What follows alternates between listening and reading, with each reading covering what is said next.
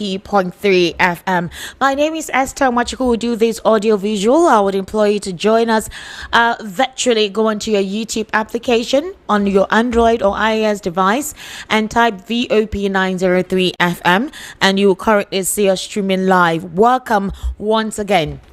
Today is October 6, 2025, and I must tell you that there's quite a lot of drama ongoing in Nigeria's socio-economic and political landscape. On the evening rush, we get to look at topical issues across the country, specifically the ones that generated quite the buzz, generated quite the conversation across every sphere, and we have an intensive insight into these issues. We educate ourselves, we intellectually edify ourselves, have an objective purview to this conversation, and obviously from there we get your reaction and criticism to the conversation that we have. So ladies and gentlemen, welcome at this particular point in time, and I would say continue to be with us. Join us around here on Voice of the People 90.3 FM, and like I said, today is quite an interesting day. We'll take a very short break and we'll return.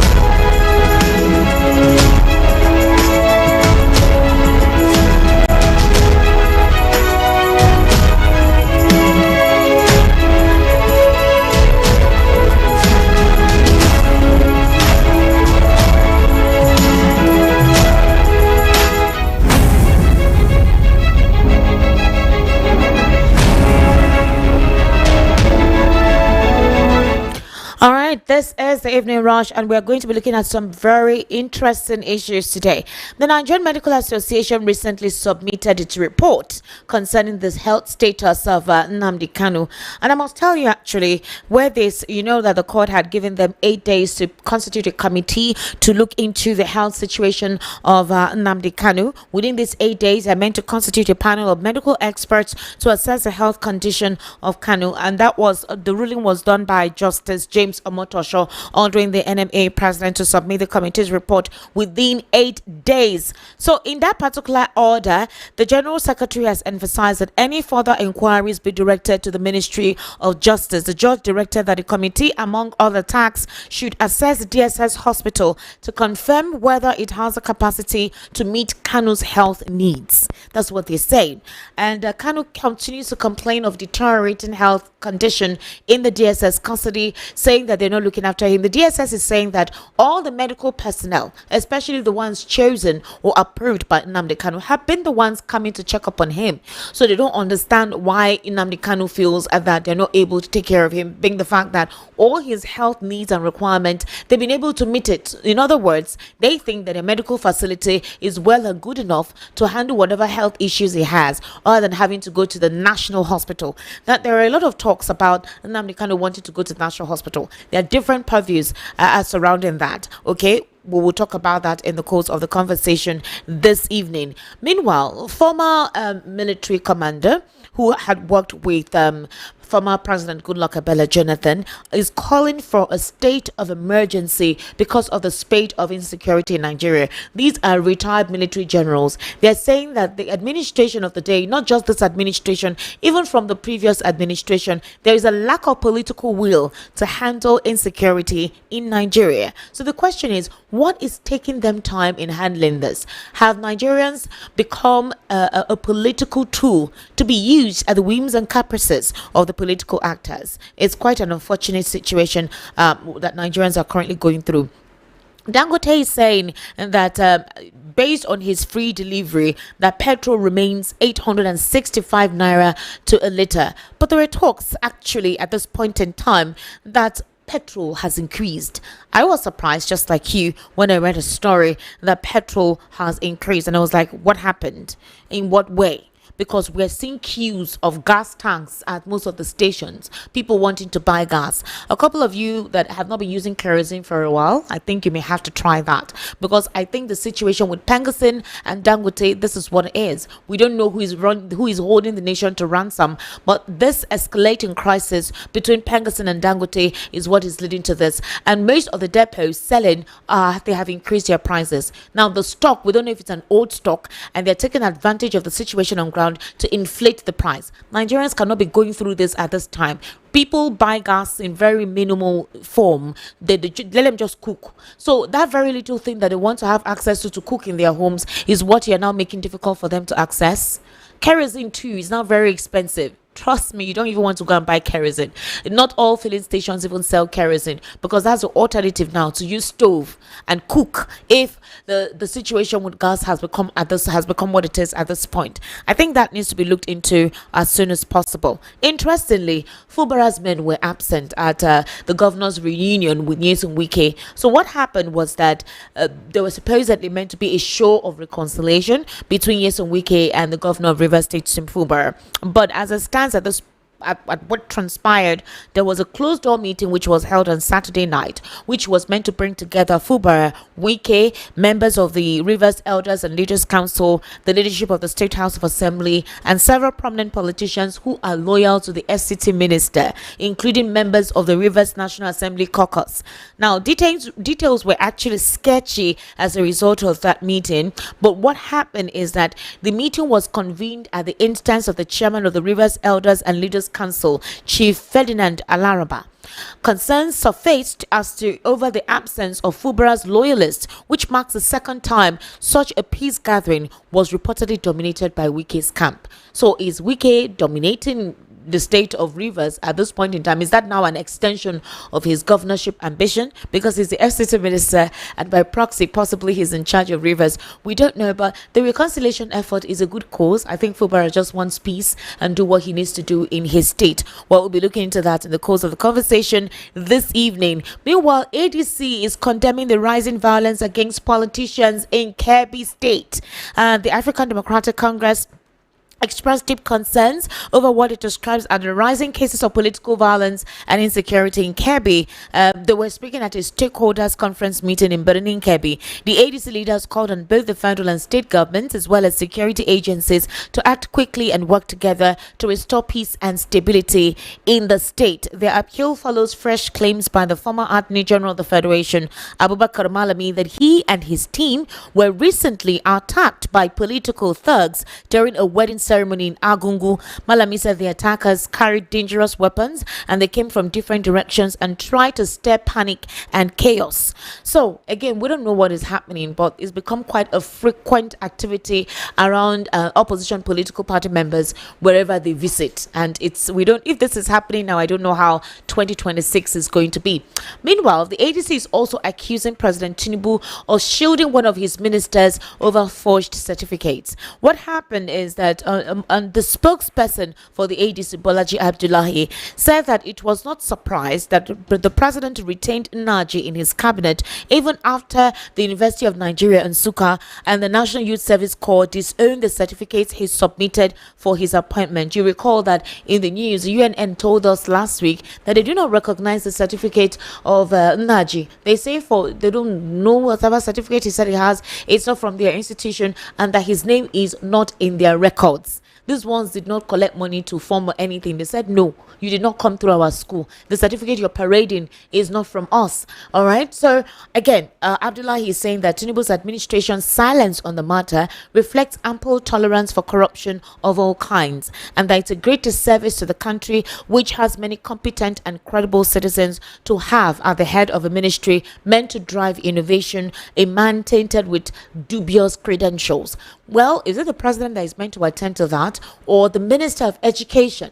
Is the National Assembly or wherever not meant to set up a panel to investigate this forged document that was presented by this Nnamdi person, and why he paraded such, and what the coming plans is going to be. Is it the president that is to oversee that? Well, we're going to look into that in the course of the conversation. Meanwhile, Yunusa Tanko has reiterated to us that the proposition of Peter Obi deputizing Atiku Abubakar is not on the table and has never been, that nobody has made such a proposition. So the question is, who are those flying that combination?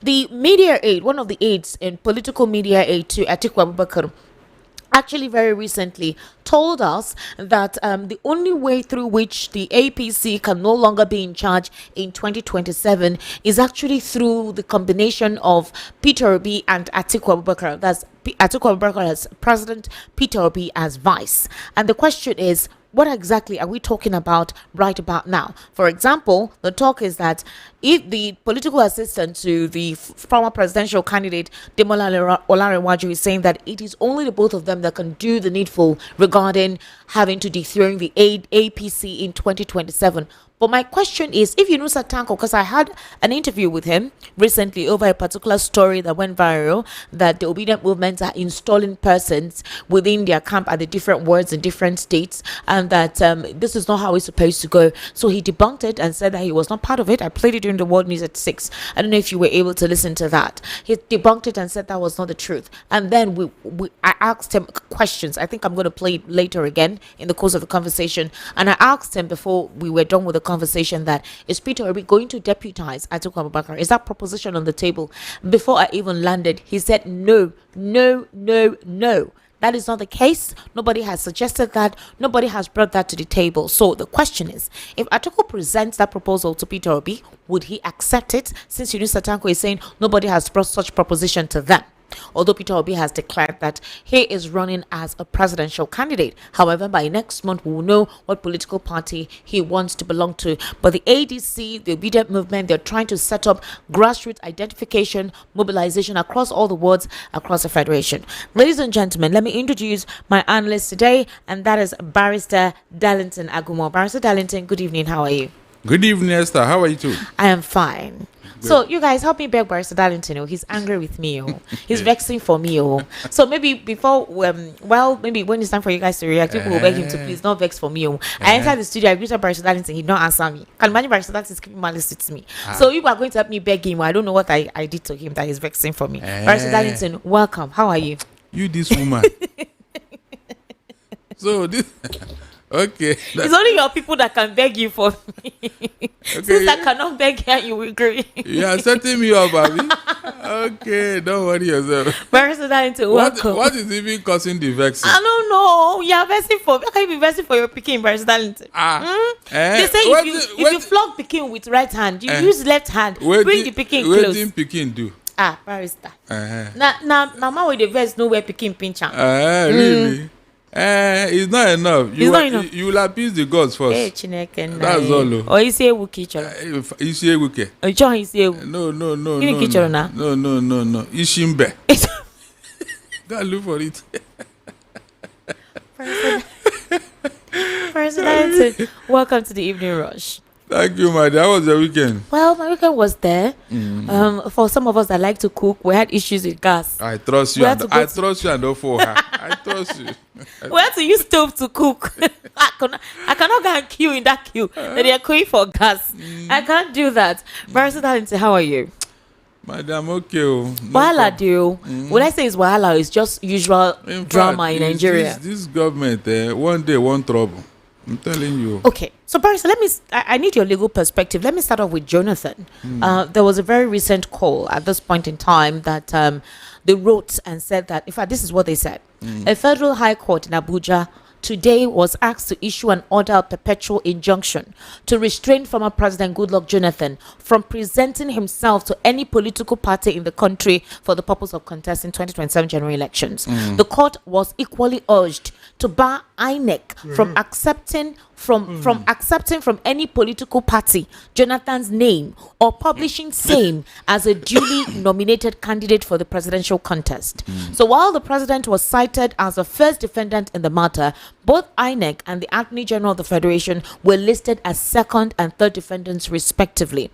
So they brought it before the court by a lawyer whose name is Mr. John Mary Chukwa Kasijidobi, he posed a lone question for the court to determine whether, in view of the combined provisions of the entirety of sections 1 subsection 1, 2 and 3 and 137 subsection 3 of the 1999 Constitution of the Federal Republic of Nigeria as amended, and their conflated interpretation, the first defendant is eligible under any circumstance whatsoever to contest for the office of the President of the Federal Republic of Nigeria. So, barrister, I don't understand. I understand if there is anybody saying, contesting, that Jonathan is not meant to come again as a president, but you having to bar him, you asking INEC to make sure that his name does not come across the list of contestants for 2027 as a presidential candidate. What does that even mean? Yeah, Esther, I think the person that went to court, he is right under the law to challenge that action by Jonathan and any political party he wants to contest with. Why is he right? Because the Constitution is very clear that if you have been sworn in twice, Section 137, that you are not eligible. But Jonathan was cleared in 2023 to run. The matter went to court.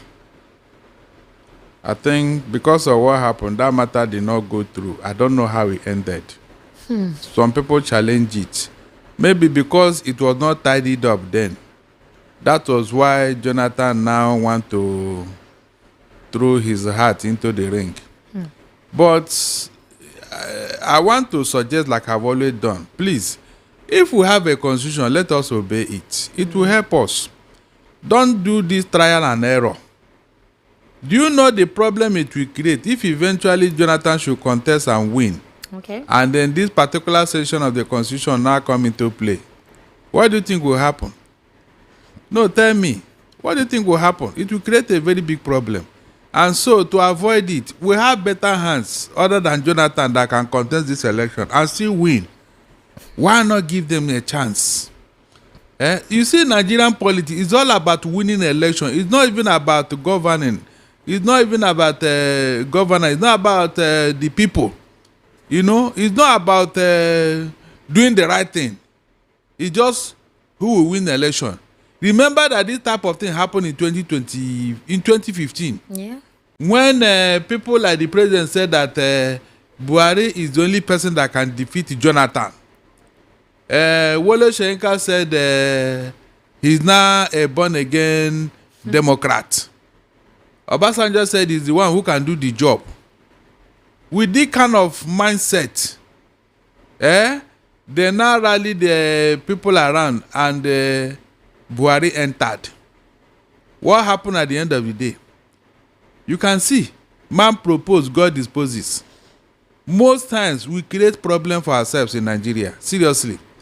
We create problem because the people that claim that they know, in real sense they don't know.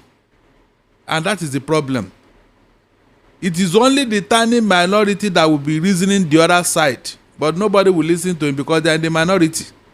And democracy is all about what? Majority of the people. Yeah. And most times, this majority, they don't even know what to do. They don't even know what is at stake. So you're saying that this person is right?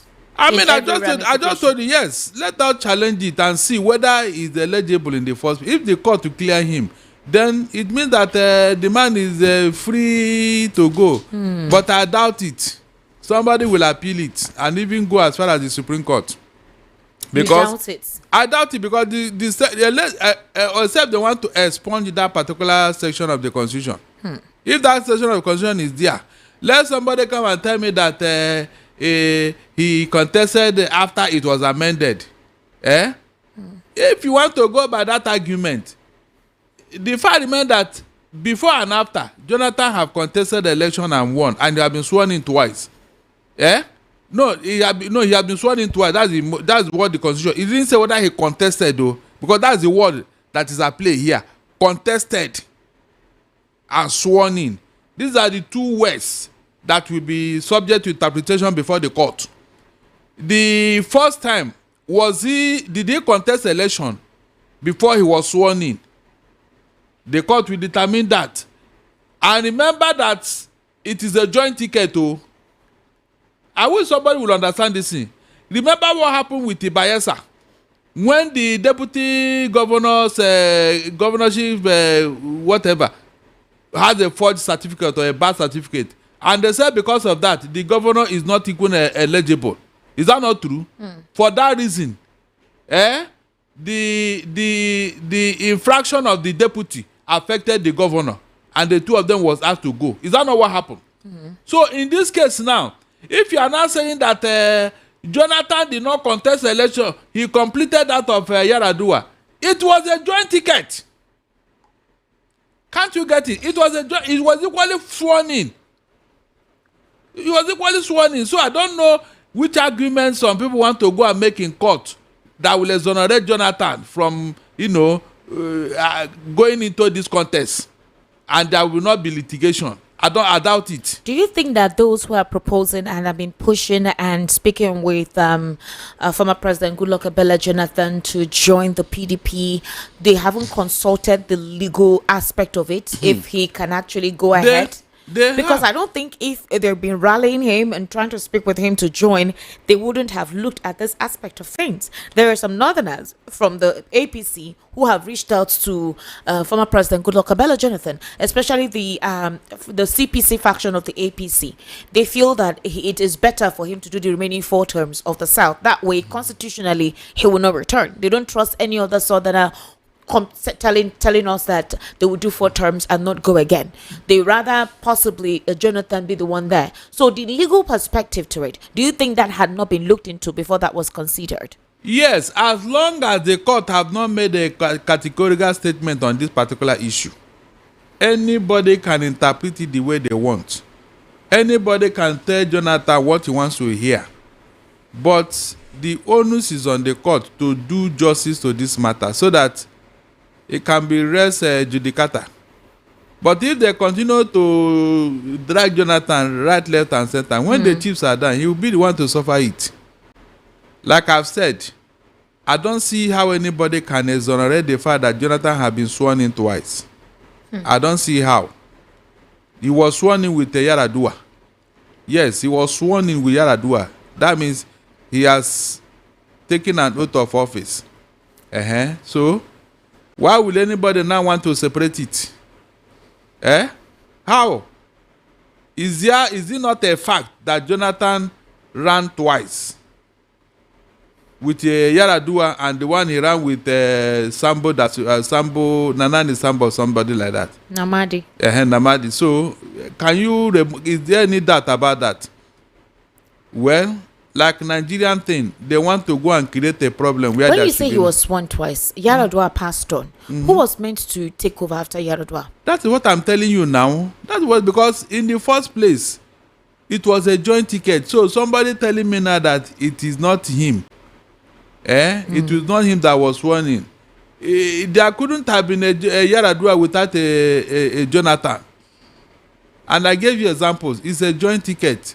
There is no way you can separate it. So why does anybody want to tell me now that it was the Jonathan unfinished term that he completed? It's a joint ticket. It's just that Jonathan is the one at the head, and he was deputizing. So the court will look at it. There are other issues, but those issues are not relevant here.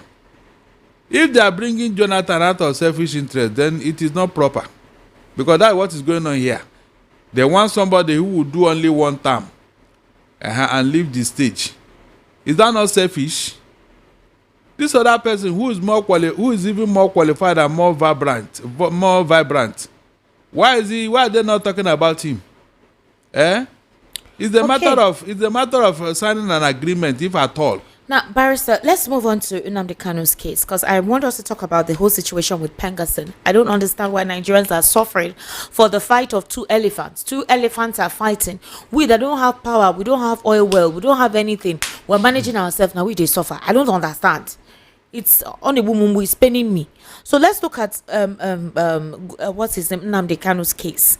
The Nigerian Medical Association, they've conducted the court-ordered health examinations on the detained leader. The Secretary General of the NMA, Dr. Ben Egbo, confirmed the development in an interview on Sunday.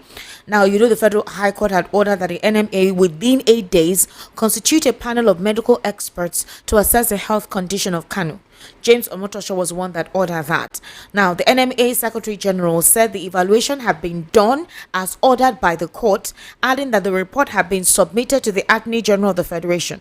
So, they said they had 7 doctors with one person. For example, they had different fields of specialty in ophthalmology, neurology, urology, neurology, gastroenterology, and other various areas of specialty. They went there, examined Kanu, and the committee wrote their report to us, and it was sent to the Attorney General of the Federation.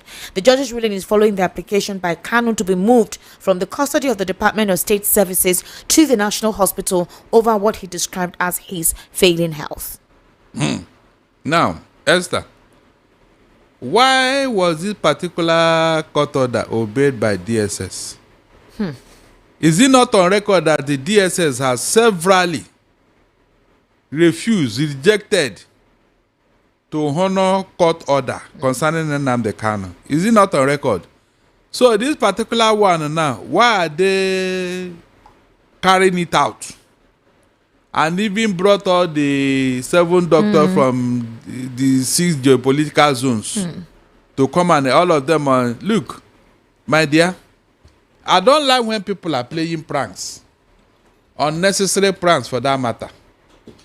This thing they are doing is unnecessary, both the DSS and the federal government. Yes, very, very unnecessary. And I want to tell you why. You see this thing they are doing now, let it not be that actually something has gone wrong with Nnamdi Kanu's health, and they'll be held accountable. Is it not on record that the court have said, leave this man, let him go? We don't even have any law to try him. Is it not on record? The erudite Chief Mike Ozokeme went to court under the appeal court to quash the 15-count charge against Nnamdi Kanu. To quash it. So, even the Supreme Court told Nnamdi Kanu to sue the federal government for what they did to him. He asked them to redo the case. I'm surprised that after the Supreme Court referred it to a lower court. Good. Is that not the first time in the Supreme Court's history? Has it ever happened before? In fact, I am coming to tell the whole world and Nigeria what is going on here. All these things that we are doing, what was the meaning? What are they aiming at? Meanwhile, this man ought to be freed. But because they want him perpetually kept in custody. No, but Barrister, let me ask you a question. If a matter has gotten to the Supreme Court, is it possible that they defer it to a lower court? In fact, like you said, this is a locus classicus, because the Supreme Court have the right, the power. It's an administrative court to say, look, let this guy go.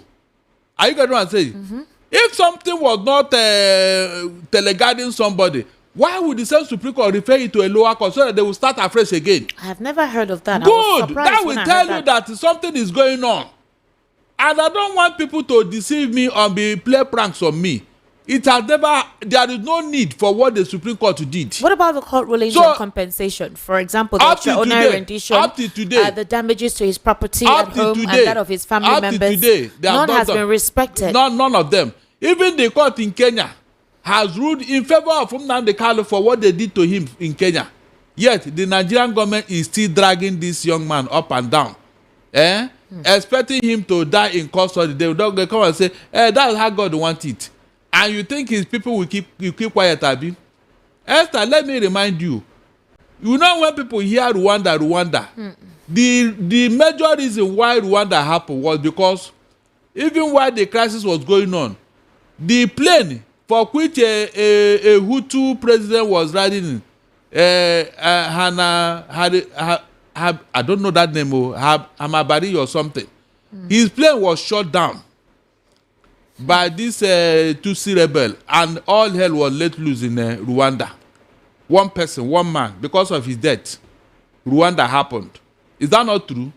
The First World War happened because a woman was killed. They claim she's not from a royal whatever, and they murdered her. and these people say no, it cannot happen.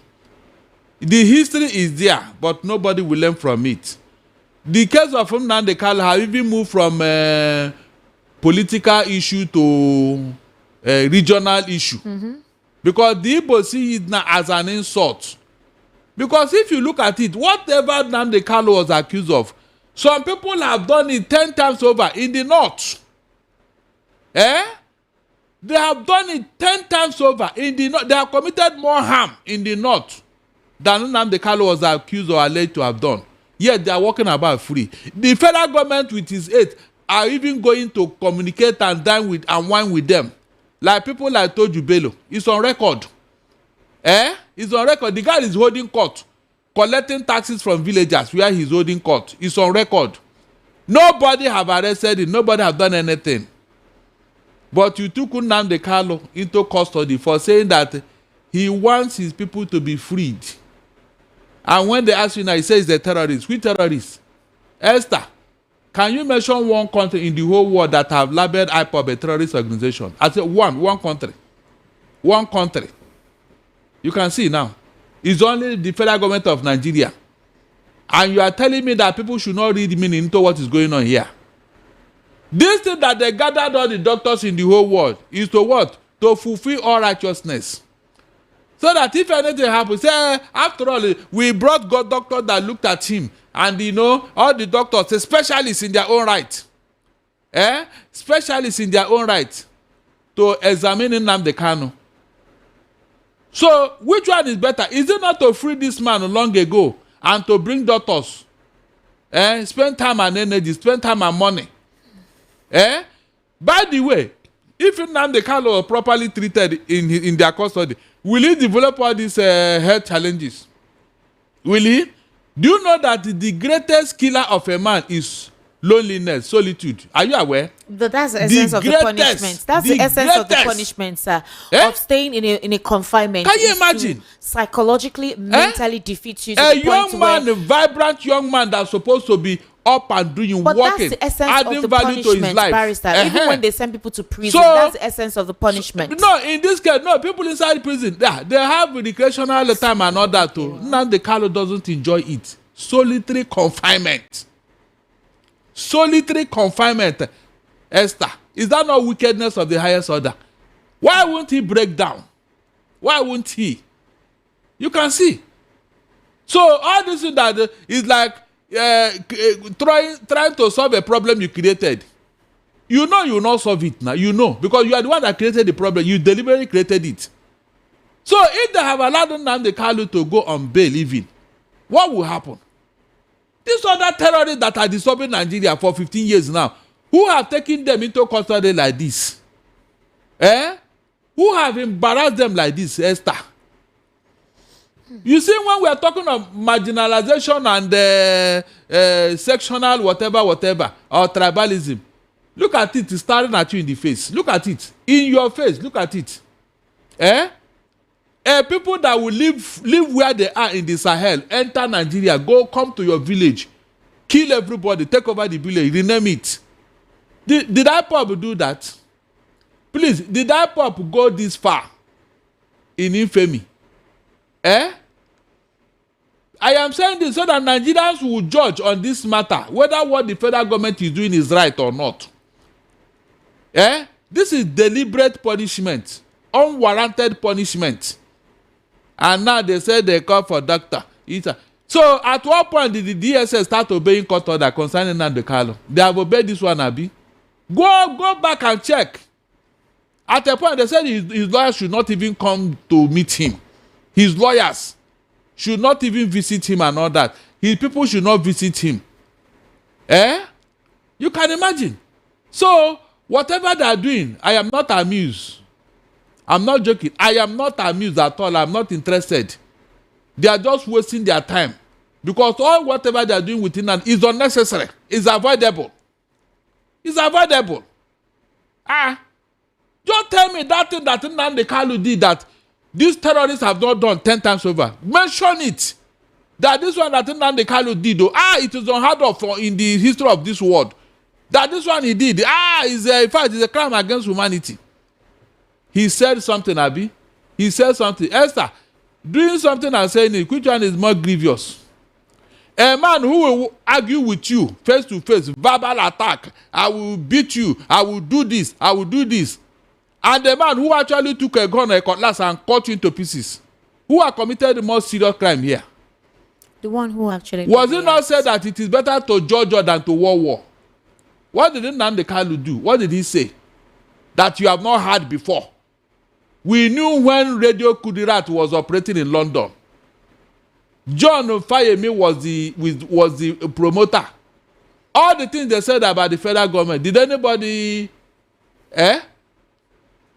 It's unfortunate, seriously. It's unfortunate. So, all those things they are doing, I'm not interested in that shenanigan.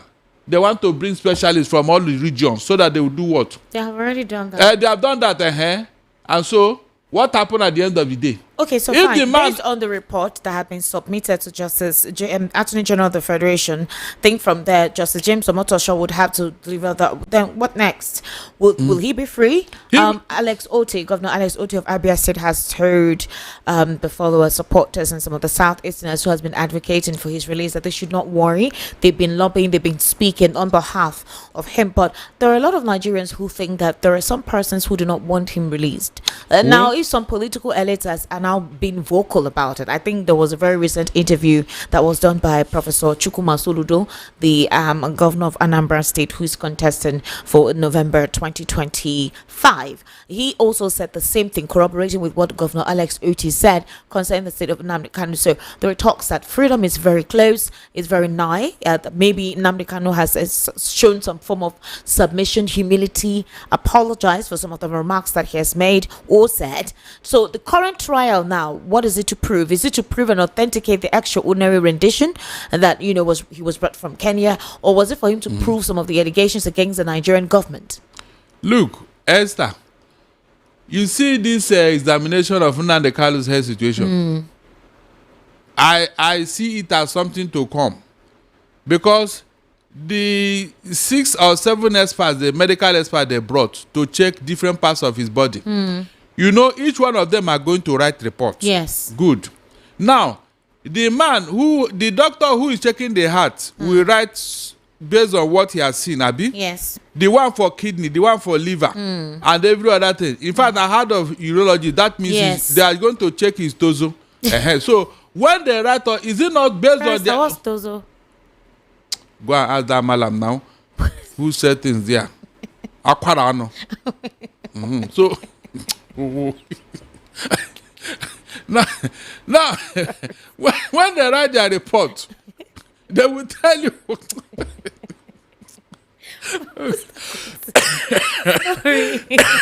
Esther, today's Monday. I hope you know.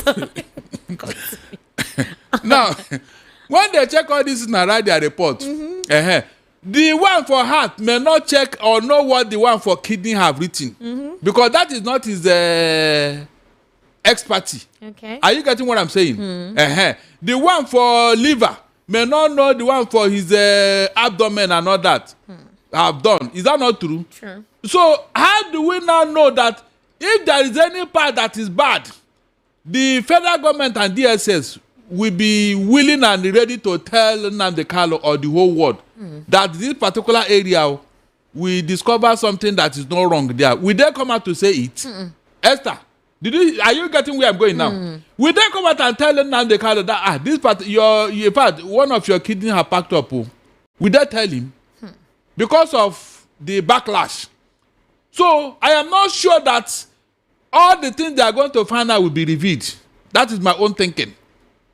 I am not sure. Okay, so what if, based on whatever report they gave, they say the facility, because they are meant to, what do you call it? Investigate the DSS facility. They're meant to check it out, inspect it rather. They're meant to inspect the DSS health facility to wonder why Nnamdi Kanu is saying that what they have there is not enough to take care of him.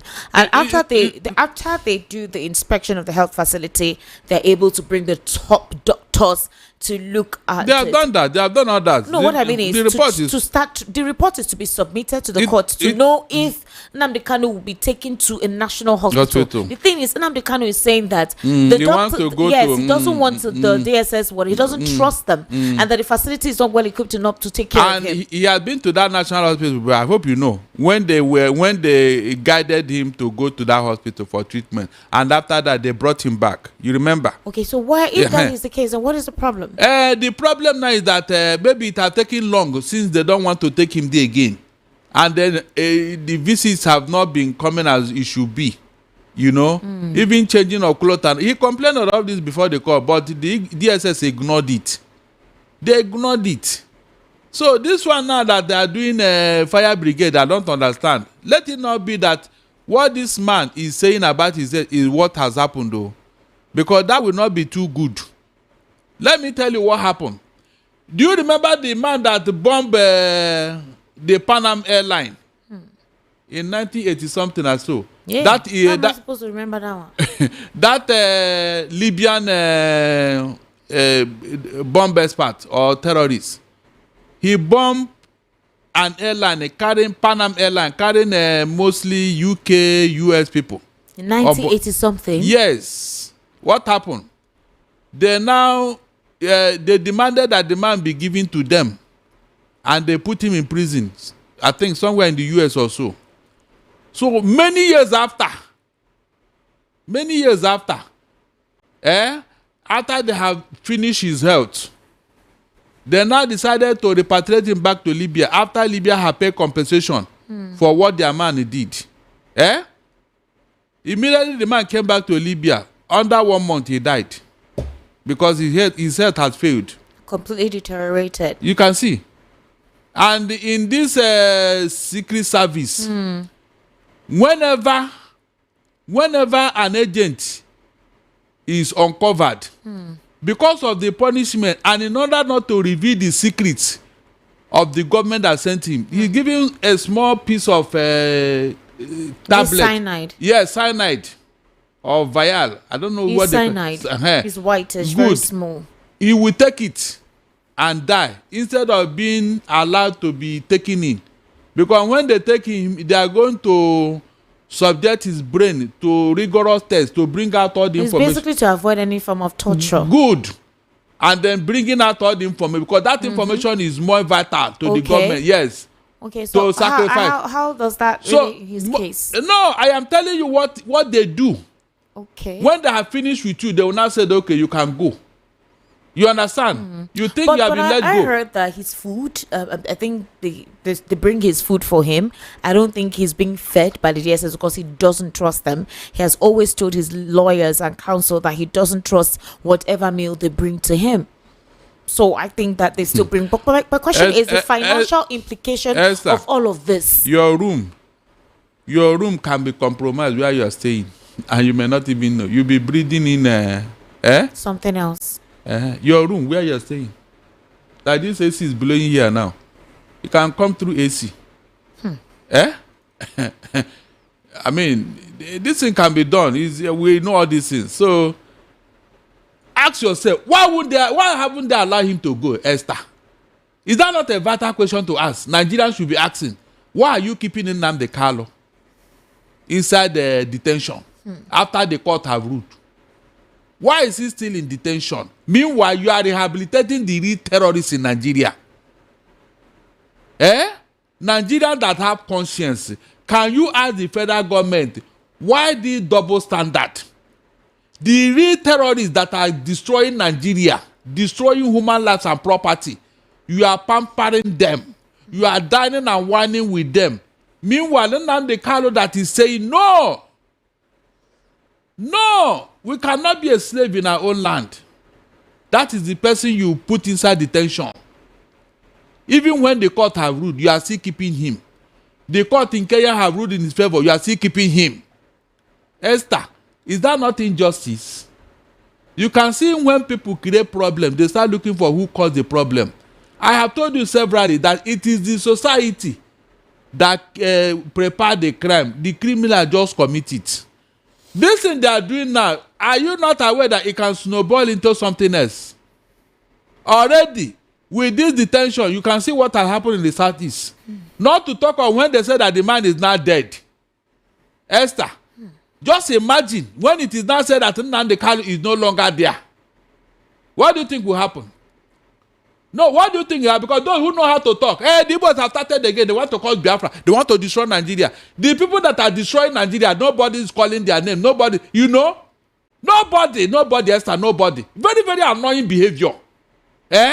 You come into somebody's land, ancestral home, kill all the people there, take over the village, take over their farm, take over their houses, rename it, and you are sitting there authoritatively. Did IPOB go this far? Please, somebody should tell me. Yeah, the federal government is looking the other side.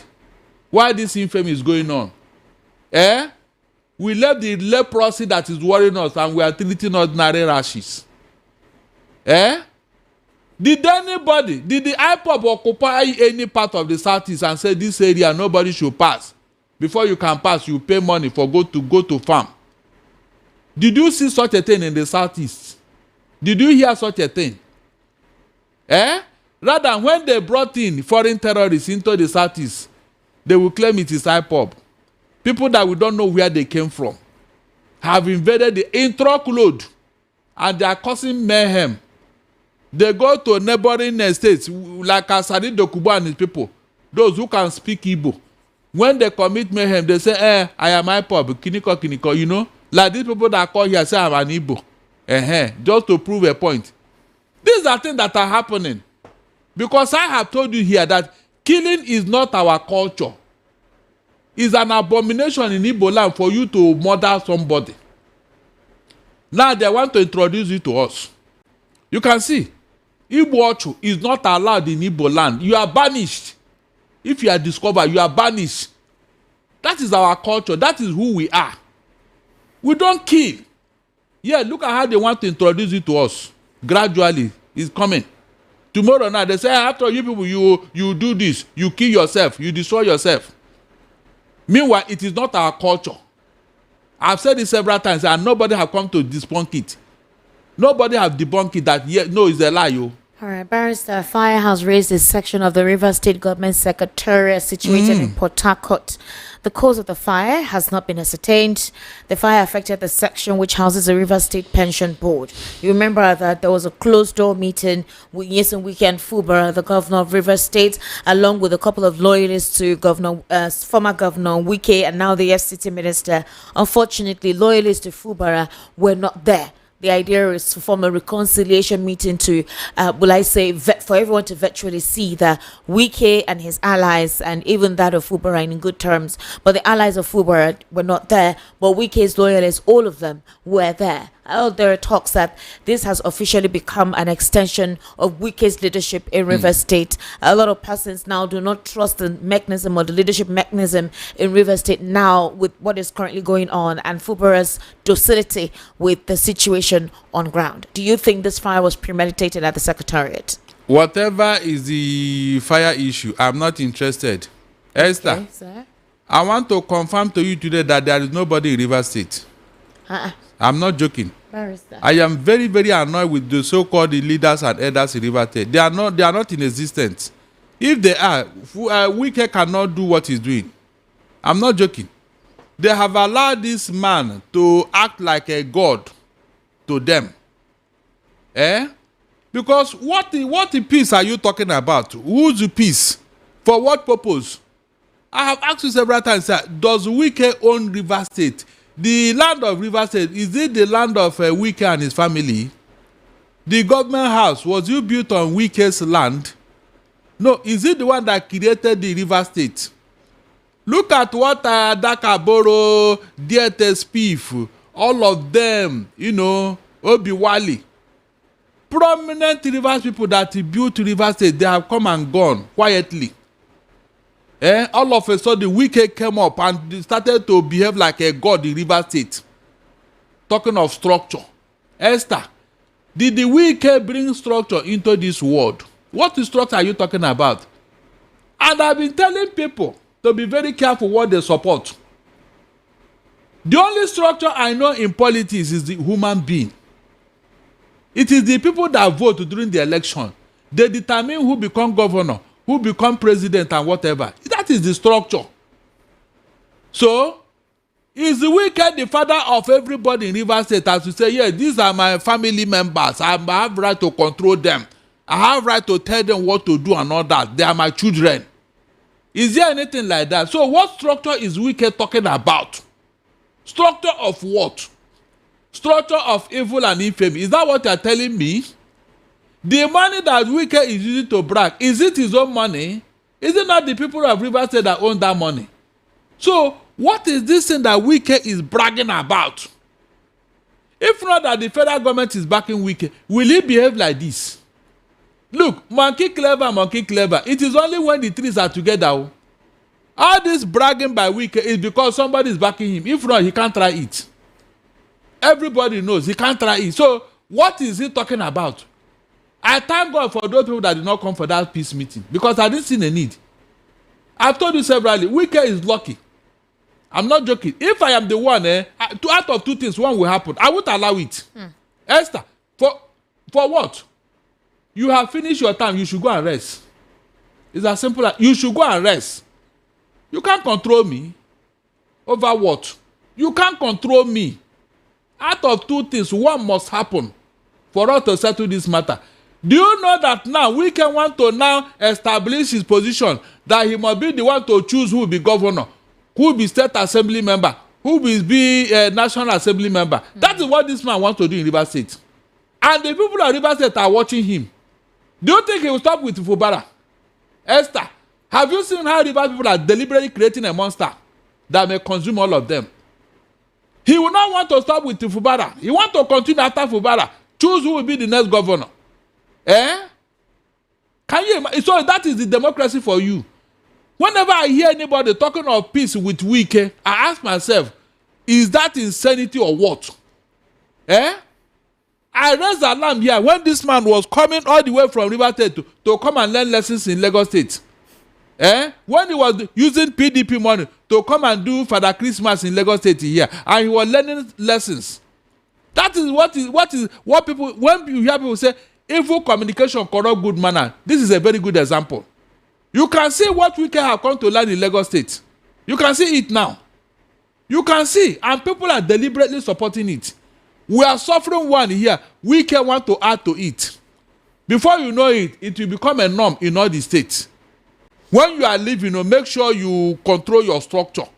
Don't allow the governor to be his own man. All right, so let's take a listen to this, please.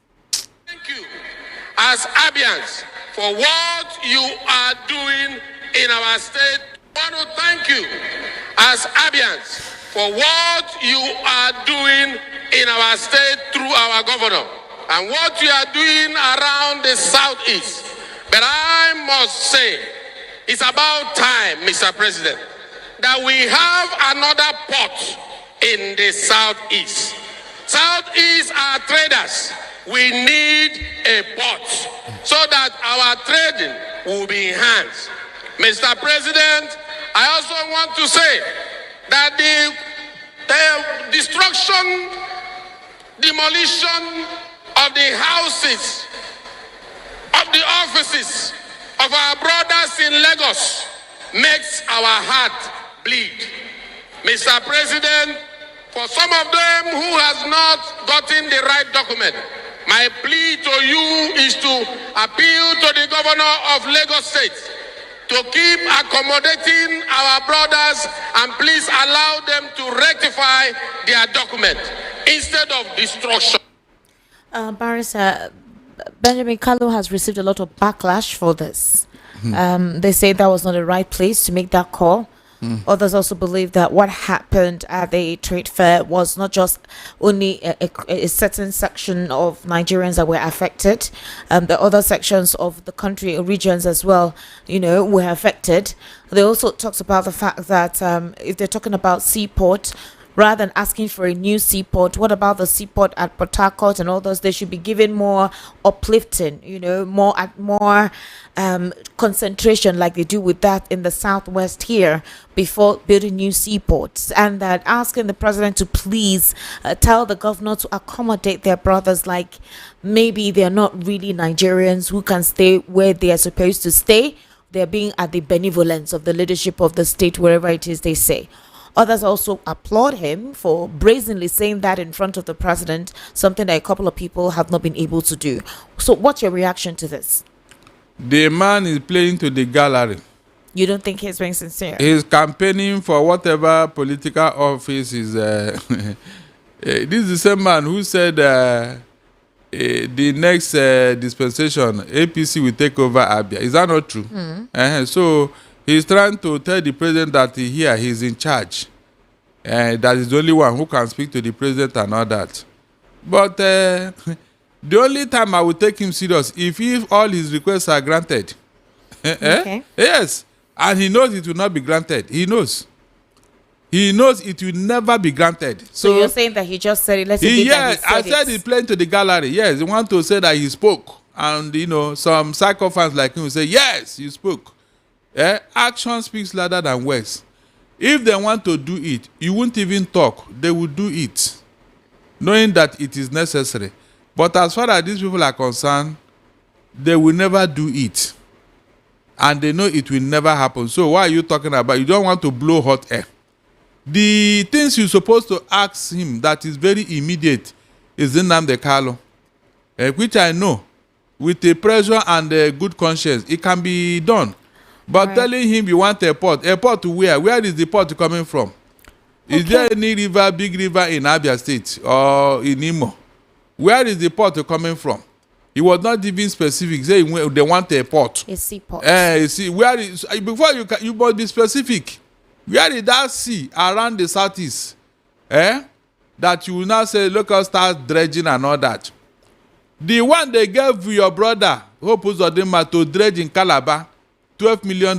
Did he not pocket the money? And when EFCC was after him, they used the governorship to drive away the EFCC. And up to today, nobody thought. In fact, immediately he became the governor, he wrote to EFCC that, look, I am under a minute now. I don't want you to talk about that money again. That was what he did. Your own brother, the same Hope Uzodinma. And so instead of you to do the needful within, you are making noise, shouting, so that the president will see you as an activist. So I don't understand. As a prominent Abia indigene. We'll take a very short break and then the program will continue. Do kindly stay with us. It's Voice of the People, 90.3 FM. My name is Esther Wachku and you're listening to Barrister Darlington Abumo. We'll be right back after this break.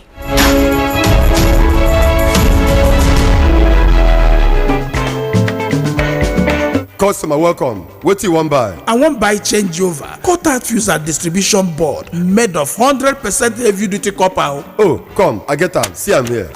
No, now I'm looking for Slatter Star J cut-out fuse and distribution board, Nipo cut-out fuse, Star J solar battery, inverter, MPPT controller, and solar panel. But Oga, don't worry. I know where to get them. Whether na Star J changeover cut-out fuse, Slatter distribution board, Nipo cut-out fuse, Star J solar battery, inverter, MPPT controller and solar panel, Star J ceiling fan, sockets, all earthen materials. Make you no go do cover-wise pan foolish show. Slatter Star J Indian product na #1 since 1961. Made of 100% heavy-duty solid copper with no compromise. Available in all leading electrical shops nationwide. Slatter Star J na you Biko.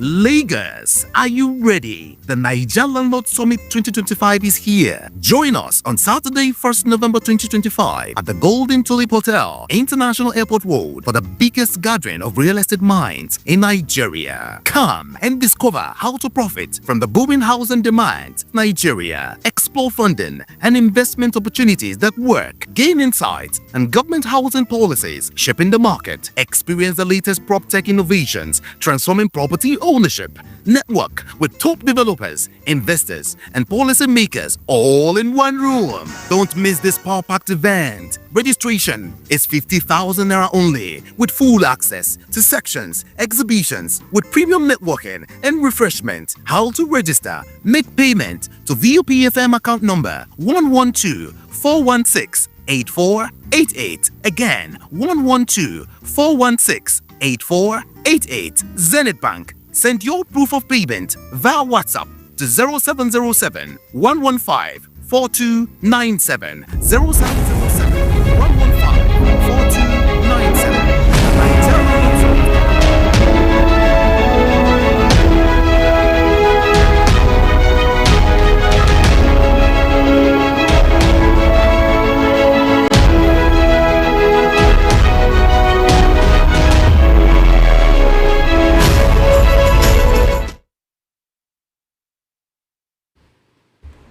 Welcome back. This is the Evening Rush right here on Voice of the People, 90.3 FM.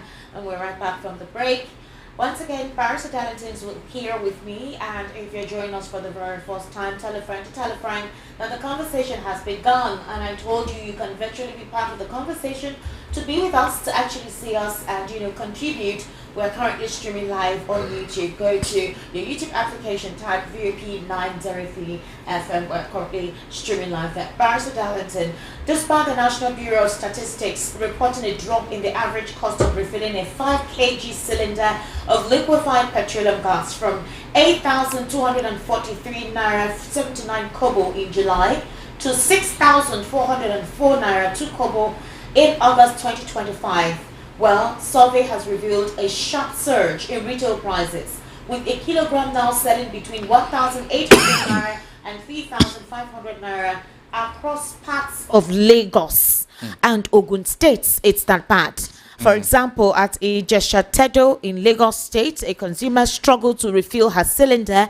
She described the experience as frustrating and exhausting. She said that long queues had become a daily ordeal, with retailers selling between 3,000 and 3,500 naira per kilogram, while filling stations offer slightly lower prices at 2,500 naira, often with hundreds of customers waiting for their turn. Now, during the weekend, Barrister Darlington, yesterday when I was doing the political spotlight, I saw videos of people with their cylinders queuing, like you needed to see the queue. People from their homes, both the one with Tarapa, both man way come back from church, where short nika. They carry everybody just queued to buy gas. Yesterday during the weekend, my own gas finished too, and I told you earlier when we started the program that I couldn't queue. I went to the store to go and bring out the stove. I'm a very there's no need to whatever. I'm a very traditional person. There was no need to waste time. I just went, put thread, poured small kerosene inside, cook my food. You cannot say because of what is happening in the country I will not eat. I must eat. My family, we must eat food. Like we must eat food. But if you have two different variety of soup, you can use the egusi to eat rice. You can use the egusi to eat yam. You can use the egusi to eat plantain. That's the truth. Then okra or oha, you can use it to eat fufu, yam, oatmeal, abi. Matter has settled. I'm telling you. So I don't know why they think, but the thing now is that kerosene is even expensive. It's more expensive than gas. We just kept it at home as an alternative. My mama, a village woman, just keep kerosene. You can never tell what will happen, and that was exactly what happened this weekend. I don't know how long the kerosene will have now will take care of us until this whole situation resolves itself. But the question is, why will the situation between Pengaston and Dangote affect Nigeria? This is our natural resource. Why will Nigerians be queuing to buy gas? Esther, there is no scarcity of gas. Some cabals want to cash out. They want to take advantage of what is going on. If not, ask yourself, why is it all of a sudden? Is it just a day? Even when the court have said that this strike is it should be stepped down. That will tell you that some people are already waiting by the wings to take advantage of whatever will come out.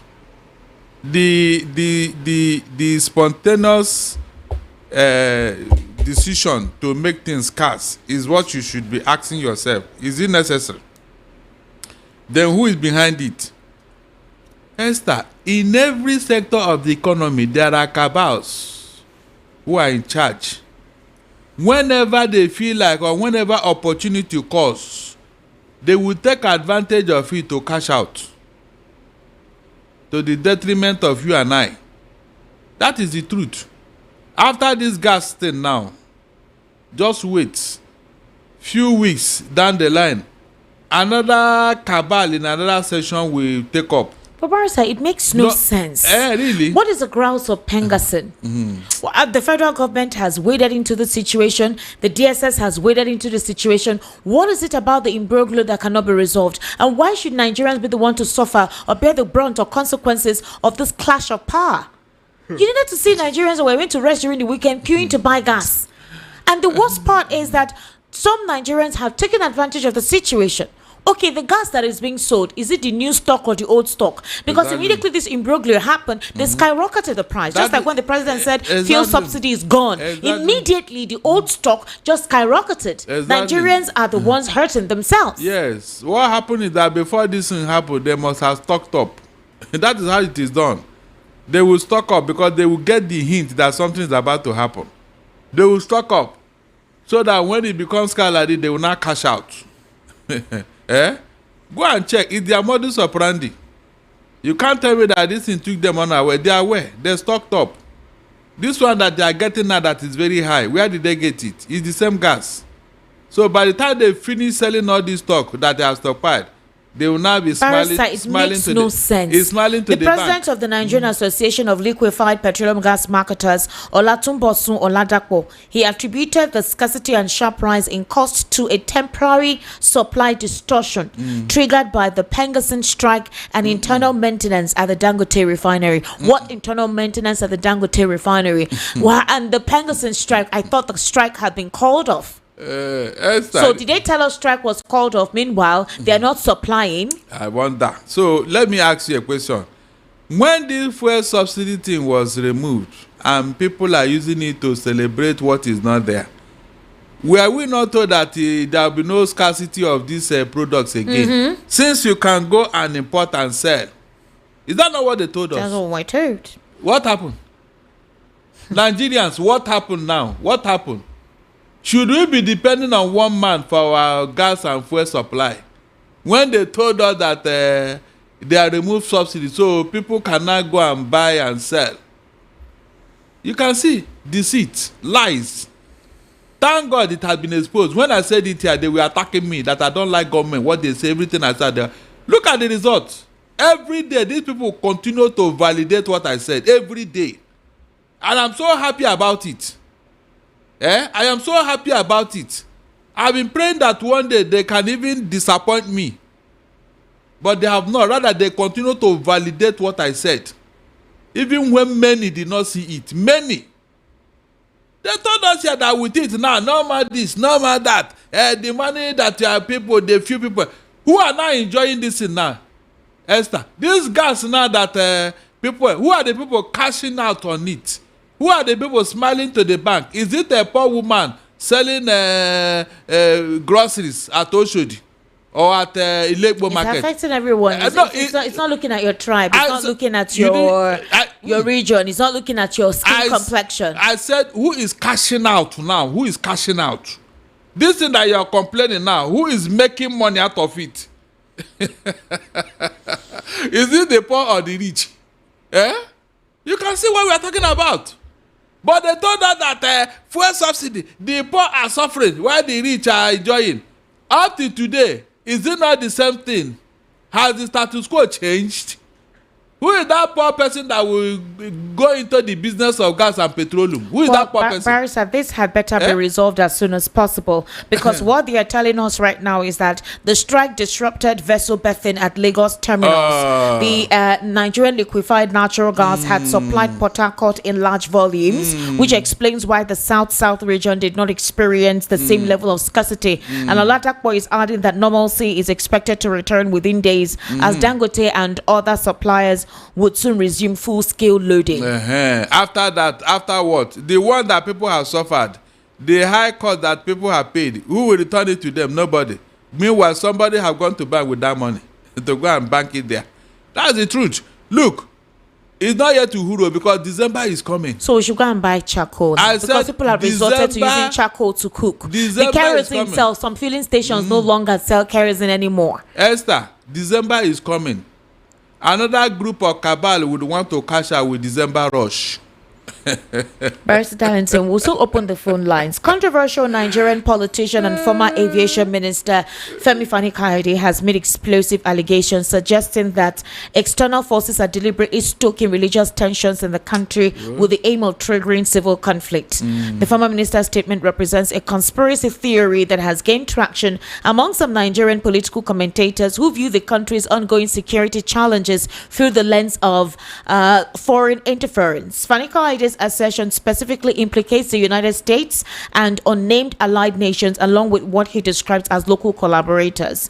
So that Nigeria is Africa's most populous nation, and it's roughly divided between a predominantly Muslim north and a largely Christian south, with significant religious minorities in both regions, and that the country has experienced periodic religious tensions, though most analysts attribute current security challenges to factors including poverty, unemployment, weak governance, and the activities of terrorist groups and criminal gangs. The Chief of Defense Staff recently disclosed to some community members, or to Nigerians actually, at a gathering, that the only way to stop this insecurity is through family, that the family should learn to discipline their children and love their children, that what drives these children to go into this is sometimes if there is a disruption in the family, it could create this kind of momentum where they easily listen to these radicals, that it is poverty as well, unemployment, and family distortion that leads people into extremism and radicalization. That's what he's also saying. He's also complaining about pressure from the Sahel, and that's why we're experiencing an escalating situation of insecurity.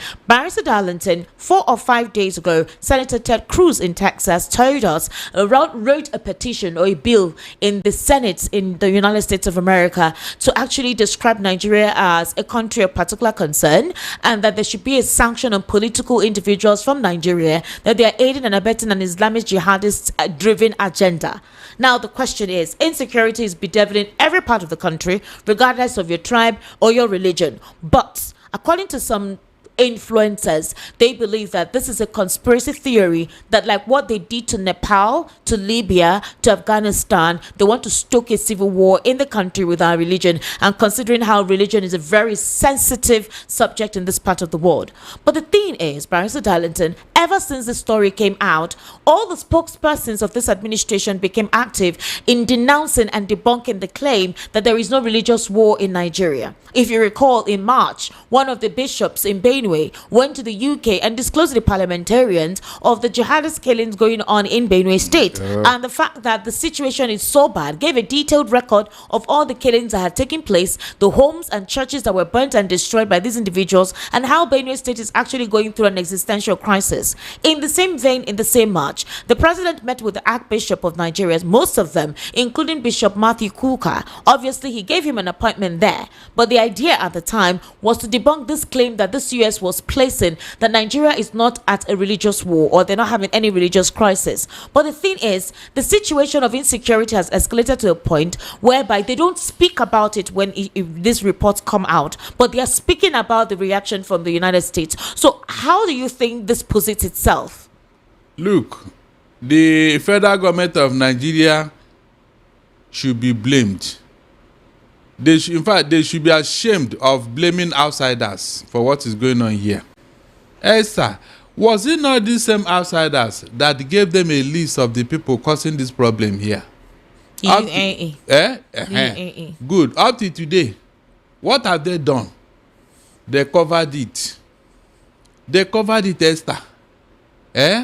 Was it not some time ago that even the people within Aerofy told us how he went outside here to go and pay people from killing Nigerians? These people he went to pay, are they Christians? Which religion did they profess? Were you not here in 2018 or so when there was mass massacre of Benue people? And Buhari went there. What did he say? He said they should accommodate their brothers. Were you not here when a cleric came out and said that Tinubu's wife should be killed because she's an infidel? That God told him that they should kill her. Esther, have anybody said the same thing to any Muslim lady who is the wife of a president of this country? We are giving you facts, so those who want to deny. Why would such a religious sentiment be attached if there is no agenda? The people that are dying in the north, go and check their record, go and check their name, go and check the religion and the tribe they come from. You will now get it. These people that they are concentrated in massacring in Benue and Plateau, which religion do they profess? That state is majorly a Christian state. You and I know that. So, who is attacking them? Is it the fellow Christians or Muslim terrorists? These are facts that is on ground. Why are you denying it? If you go to Benue villages today, the governor has cried that about half of the state have been taken over. Barrister, the states right now that is being focused on is Kwara and Kogi. The brazenness of the activity. So, hold on. Is it Christians that are doing all these things in the major part of northern state? Is it Christians? We are talking of facts here. Don't deny it. You are making it worse. Is it Christian militia that are doing all these things? Or you think Christians don't have bad boys they can mobilize? You that your religion is involved, what are you doing instead of denying? Face facts. Face facts, face reality. We have been complaining of Fulani herdsmen here. Nobody has bothered to rein them in and call them. Why do you need the whole country to graze your this thing? We have called you to come and take land if that is what you want. But you say no, you accept to take the whole Nigeria. Is that not provocation? Imagine somebody traveling all the way from Sahel to the southeast, Enugu, where Buhari said that we are a dot in a circle. Where is the land for all these things they are talking about in the southeast? Where did they have large acres of land that you can graze and graze and graze?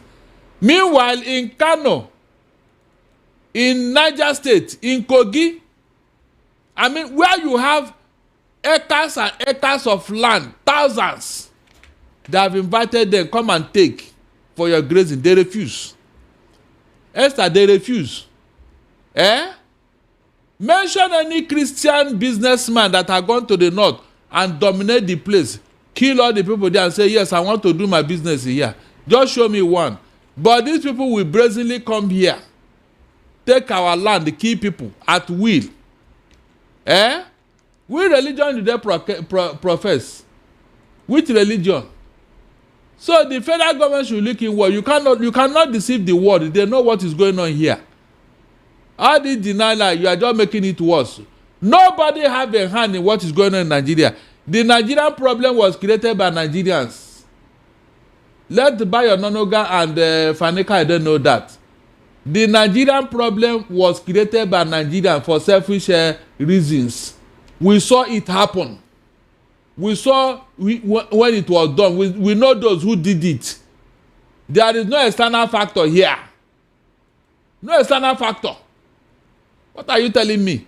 All the people that came out and narrated how they brought terrorists into Nigeria, you did not challenge them, you did not talk about them. It is somebody from outside who is telling you to stop killing Christians that you now want to attack. Does it make sense?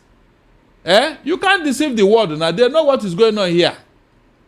They're only saying it in case this is a blow over. In case it boomerang, so that you don't come and say, the world know now who is the aggressor in this country today. They know. They know who is the aggressor. And the leadership of this religion, they have just looked the other side, pretending as if they don't see what is going on. Somebody will mention Quran or Muhammad, you slaughter her. Did you not see what happened the other day?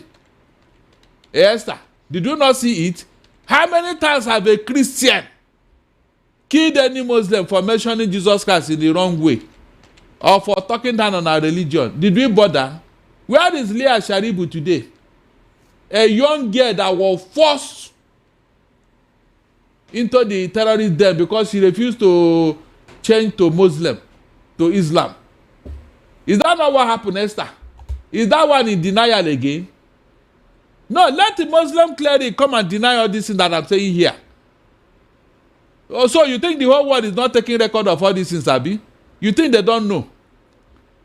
In case, let me advise them. Look, 1967 can no longer be 2025. Oh. The world has moved on. They now know exactly what Ojukwu was saying that time. They have realized the mistake they made when they gang up against Biafra. They now know better. This is exactly what caused the problem that time, but people do not see it that way. Look at it now. Look at it. A group of people will never want peace in Nigeria. Every time they are talking of domination. As if when they dominate Nigeria, they will make progress. Look at a space that is so vast, so wide, that everybody can live peacefully. No. They want to take their own land and take my own again and add to their own. Kogi and Kwara were never part of the north. They stole it from the southwest. They stole it. You know they can steal a land. They stole it. Kwara State and Kogi. Go and look at the map. The old Oye Empire. These were part of them. They took it by force. Alimi and his fellow jihadists. And now they still want to encroach more and more. Barrister, let's take a call. Let's take your reaction right now. The number to call is 080-3692-9933. 080-3692-9933. And the WhatsApp number is 0817-1756-338. 0817-1756-888. That is the WhatsApp number to send your messages to. Now, if you're calling the WhatsApp line and it's dropping, I would implore you to just send your messages, and then when it's time, you can actually call with 080-3692-9933. Okay? Yeah, that's the number to call. So I don't know what's happened. The phone is freezing. Hello, good evening. How are you? I'm fine. Good evening. Good evening, sir. Welcome. Yeah, my name is Adilabu. Adilabu, where are you calling us from, sir? I'm calling from. Sir? I'm calling from K2. This time the eternality is saying I hope that is well. In fact, you had it, Abi. Oh yeah, go ahead. Go ahead. I heard you. I know you like the name Adilabu. Maybe your Okay. Go ahead. What I want to say is that, you see, Nigeria, we are talking about the Islam, the jihadists. It's not just them. Religion is a problem in this country. We should look into that. We are not looking into it. I think that is one thing that separates every one of us. If we want to come together, that religion, we Nigerians should think that this thing is not our. This religion was brought to us. Okay, you're far from your phone, oh. Okay. Hello? Yeah, Hello? go ahead. Go ahead. Oh, okay. So I think it's something that even the people that say they are educated in Nigeria, when it comes to religion, the way they act, somebody kill his own brother because of another man, foreign religion that is not from your own forefather. You don't even know the history. They brought it to you. I think we should think critically towards this. Our elders should do something about it. Even the youth, we should think religion should not be what will separate us. Thank you. That's my contribution. Thank you very much, Adilabu, for calling. Okay. Are they listening? They will not hear. 080-3692-9933. That is the number to call. 080-3692-9933. Thank you.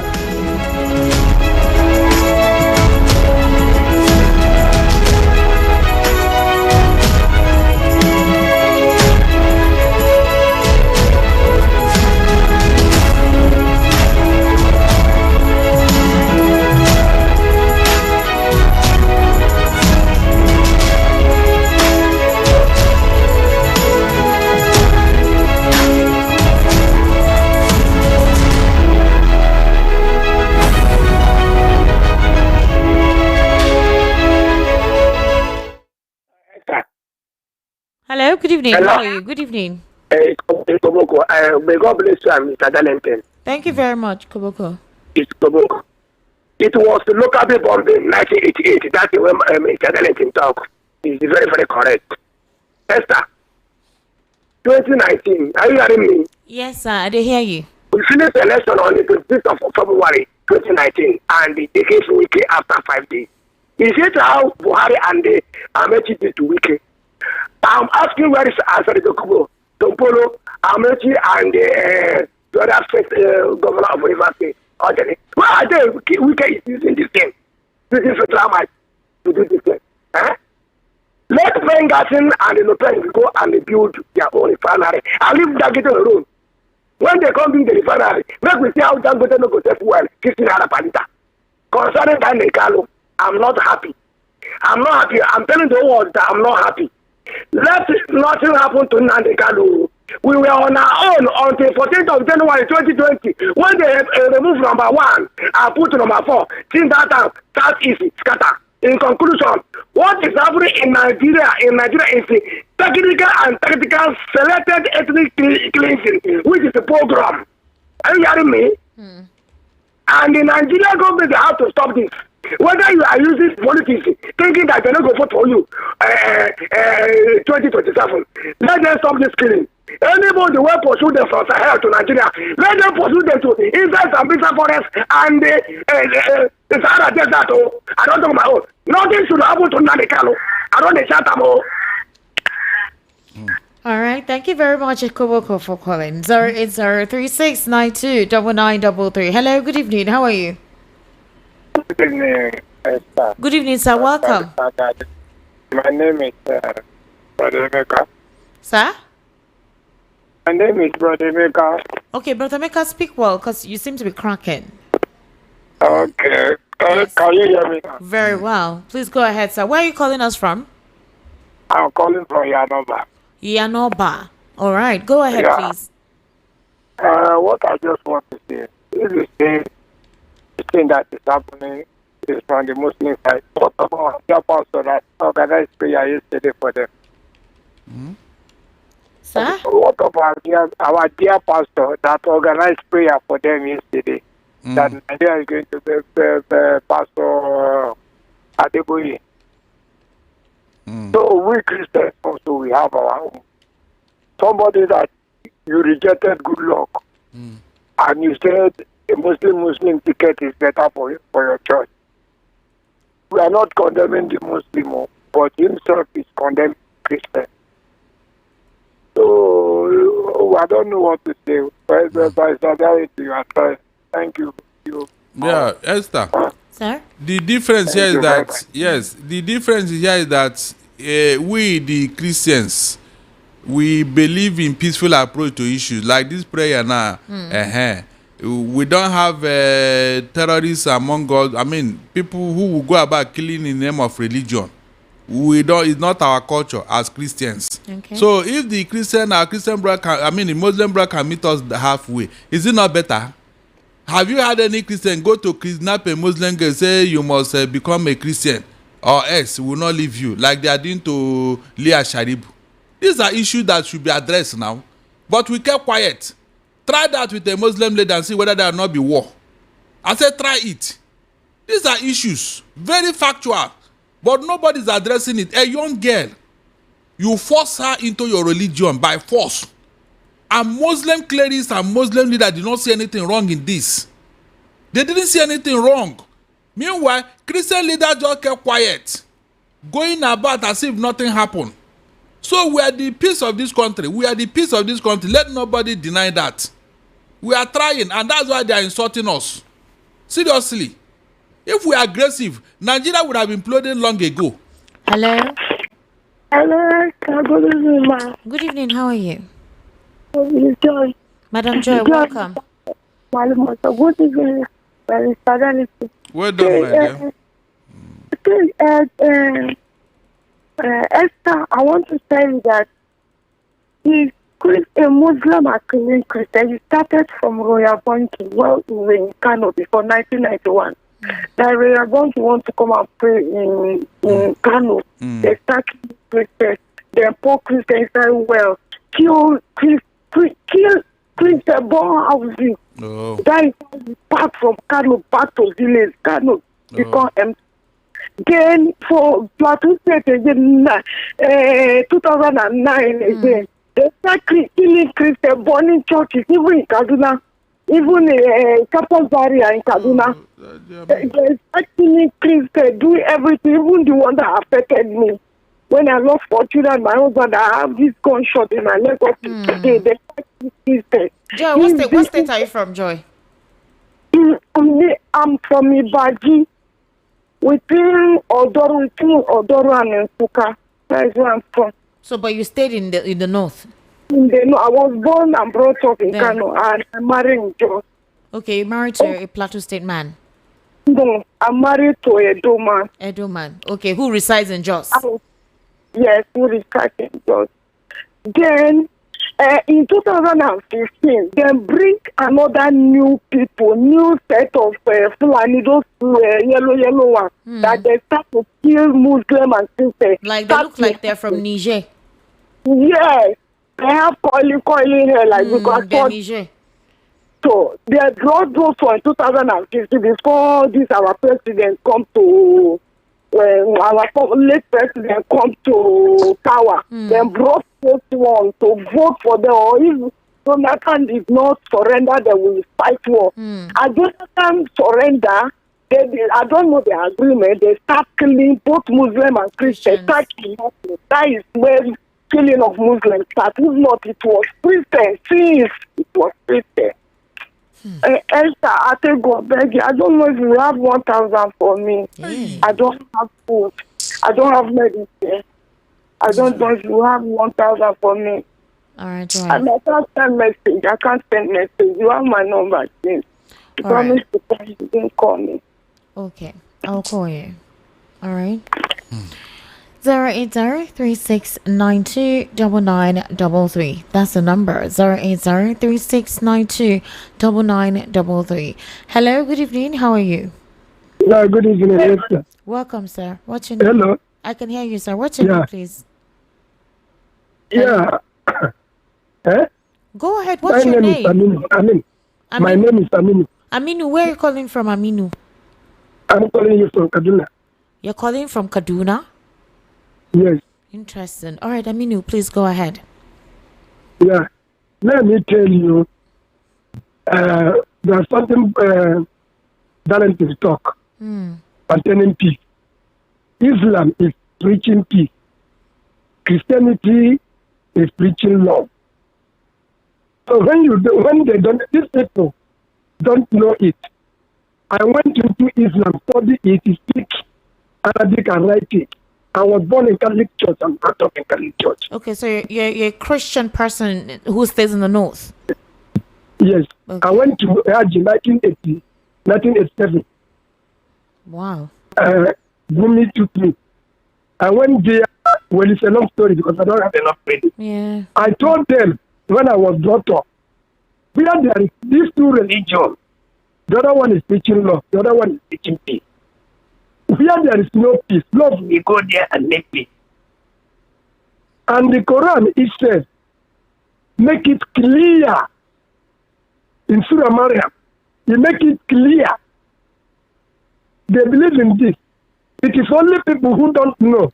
Prophet Muhammad said, I have come to confirm the book which was before me. The Muslim man believes in Old Testament, not New Testament. And he said again, what you don't know, ask people of the book. What is disturbing these people is they don't know the Quran. A Christian man cannot kill you. What they are doing here, how about in Mecca, in Saudi Arabia? Many people are turning down to become a Christian. And they're killing in Saudi Arabia now. So the thing is, from the government, you can't do that place. Then you're killing people to say, come here. It's a matter of choice. Let me stop here. But continue what you people are saying. These people don't know it. They are foreigners that came into Nigeria to do what they are doing. All right, Aminu. But when you see a Muslim man who knows Quran and the challenge, unless you want misinterpretation of the Quran or Bible, is what God don't like. All right, thank you. They call their own Allah. Christians call their own God. Everybody believes in one God. Which one tell you to be killing? All right, Aminu, thank you very much. Madam Joy, I don't know if you can send me your account details. I don't have it. So if you can tell anyone to send your account details as fast as possible before the program rounds off. Okay?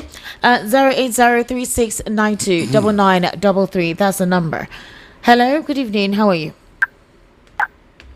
Hello? Hello?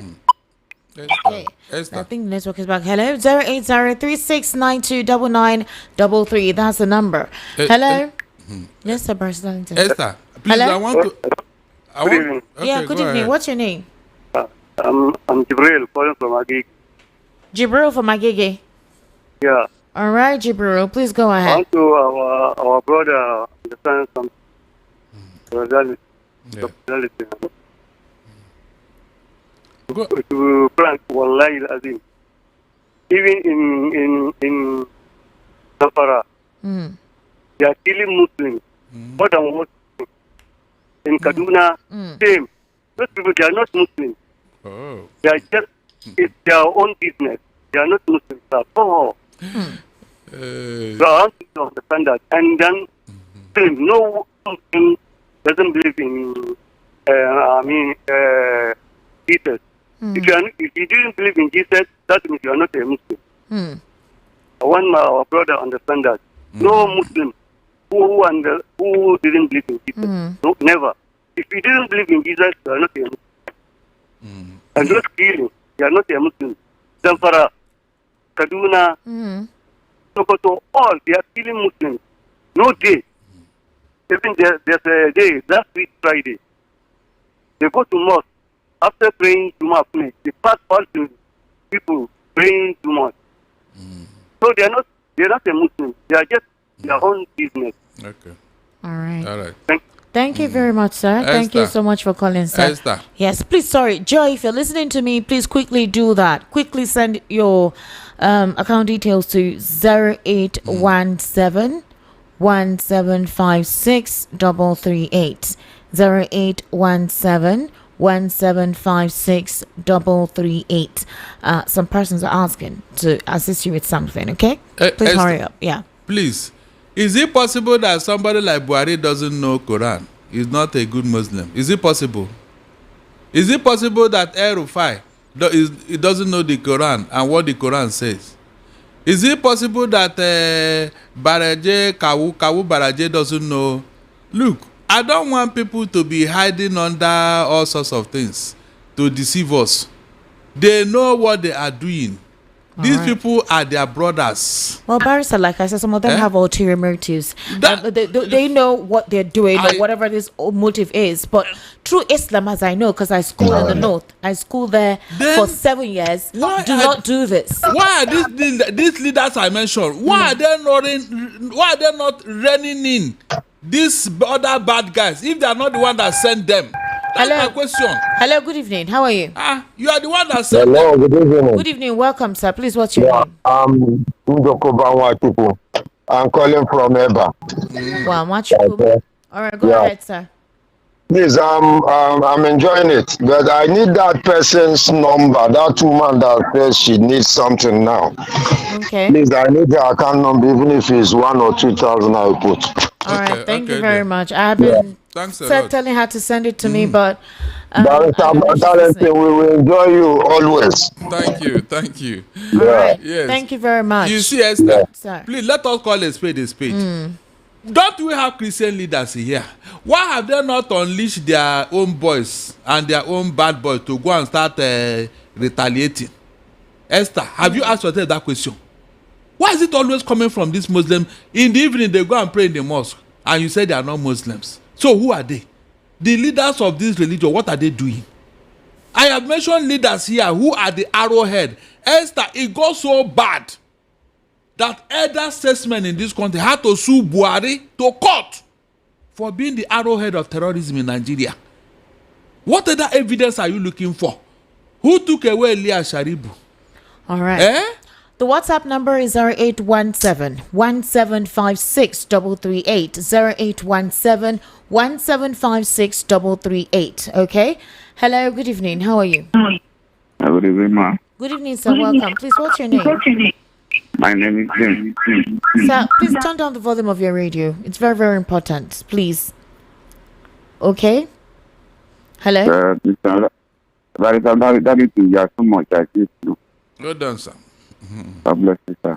Yes. Very good work. Sir. I don't know. That woman number, please, just send it to me. Okay, you guys, a lot of other persons are sending their account details that they need help. Just send it to this account. That's a problem. That's a problem with all of these I things. know it will happen. I Because a know. lot of people, that's Who don't need help? Who doesn't need help, Everyone. Esther? Who Sir, doesn't Let's just forget about Nigeria. Let's forget about our leaders. Our leaders are the program we have. in fact, that lady, her case is pathetic. Seriously. No, I Let's send know. the account to this guy. Yeah, thank She- you. she's very- Joy, very Joy, pathetic. I'm waiting for you. You haven't sent your account details to the number. Please, it's very, very important. Do that now. That And we'll lady's soon case be is wrapping very up from pathetic. this conversation, okay? You have her number, Abi? Yes, but it's her account number I'm asking yeah. for. Let her hurry up. Okay, While I we think are I've here. seen it. Hello, good evening. How are you? Fine. Hello, Essie. Good evening. Good evening. How are you? Pastor, good evening, sir. Well What's your done. name? Thanks for the good work. I am the maker from Egondo. All right, Emeka, please go ahead. Essie, our problem in this country is deep-rooted hypocrisy. That's the taproot of the calamity that Nigeria is facing. I met a man at Lasso during the electioneering campaign of 2014. He told us that he relocated from Kaduna to Lagos here after a friend of his who is a Muslim. He went to naming ceremony in his house and gave the man 15,000 naira. And the man was very, very shocked to receive such a huge amount of money from him and told him to wait until other people have gone. When the people left, he took him inside and brought out a bag under his bed and brought out gun and a bag of ammunition and showed him and told him that they have been undergoing training on weapon handling, that they have received order that if the election was announced and Jonathan was declared the winner, that everybody that is from South should be cut down with guns. They said they were trained in the bush on how to shoot. So the man ran and came down to the east to escape for his life after going inside the market and told his people about what is about to happen. That's the truth. So, sir? That's the truth. You are right. You are right. Yes. So, what I am saying is that the northern leaders are responsible for what is going on in this country, the insecurity. Yes, they are. But I'm very, very sure that God, this God in heaven, the only problem we have here is what Christian leaders are doing, because many of them are compromised because they are compromised, through the people in power. They cannot come out and speak and rally Christians to go into warfare prayer so that this evil will stop in the land.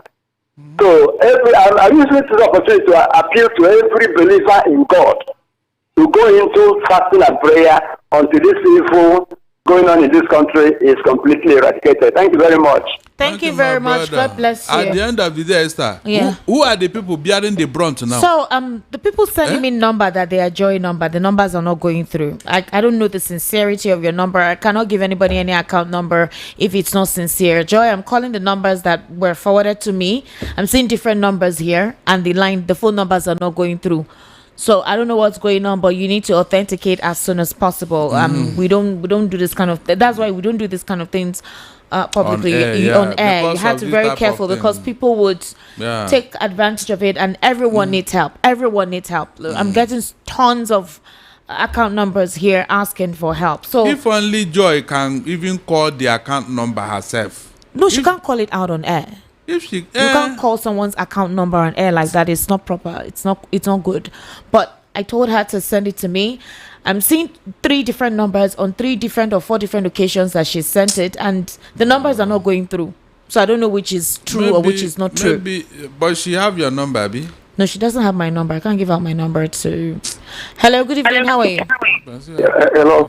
Welcome. Good evening. What's your name, please? Yes, my name is Lloyd. My name is Lloyd. I don't know if you can see this my number. If you can send that Miss Joy account number to this phone. Okay, the thing is, I'm trying to authenticate Joy. The numbers she's presenting here are not going through. That's the issue right now. So I don't know if someone is with her phone or people are taking advantage of the situation, but a couple of you like are asking, and I don't know which is which. So send your number to the WhatsApp number so that I can know it's you and send you the details when I authenticate. What's the WhatsApp number? 0817. Hey, 0817 1756338, please. 08036929933. 08036929933. Hello, good evening. How are you? Hello. Hello, good evening.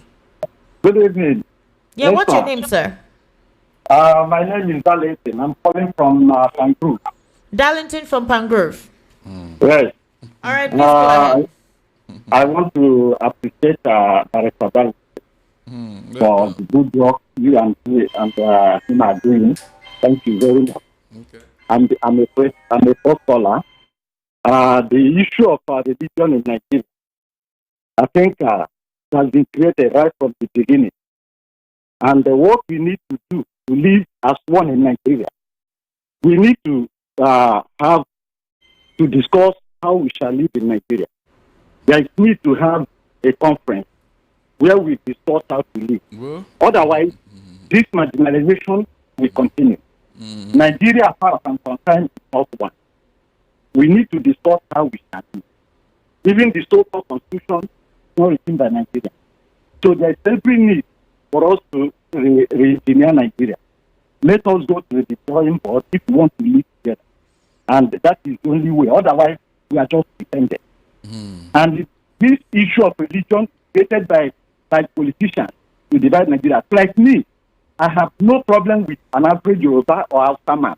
But all these people created this thing to cause a problem so that they will win election. So the earlier we come together to discuss how to live, the better. Thank you very much. Thank you very much. Thank you for calling, sir. At the end of the day, who is bearing the brunt now? Look, the whole of the North, are they at peace? Are they not begging President Tinubu now to declare state of emergency in their region? All right, 08036929933. Hello, good evening. How are you? Good evening, Esther. Good evening, Good evening, sir. Welcome. Well done. My name is Obina, calling from it.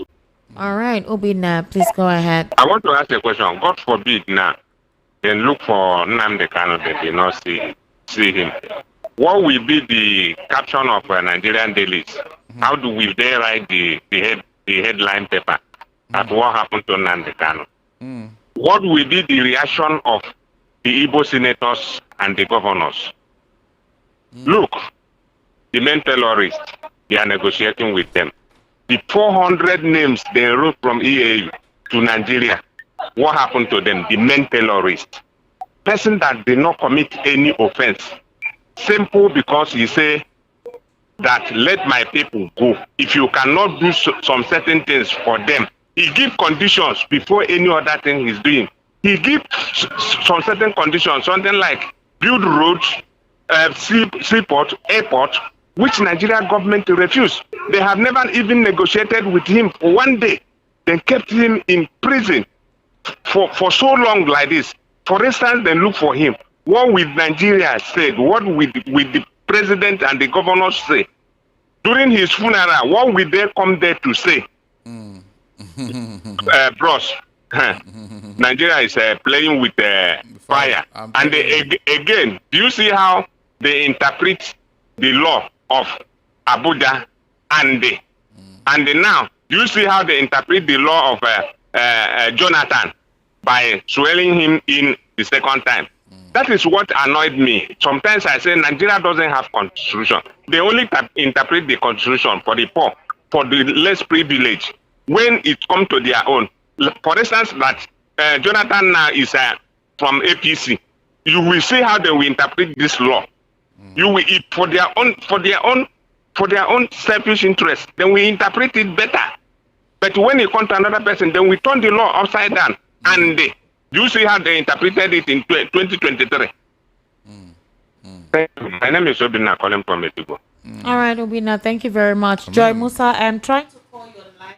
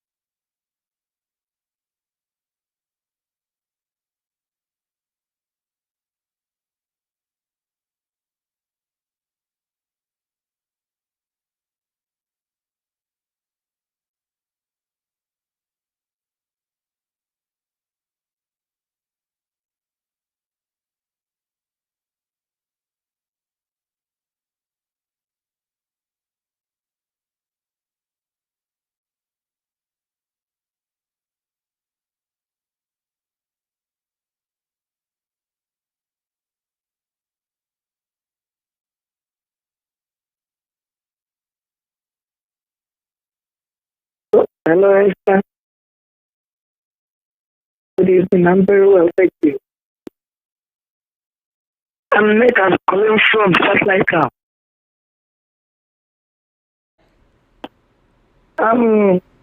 Good evening, the law. Well done. The law, I respect.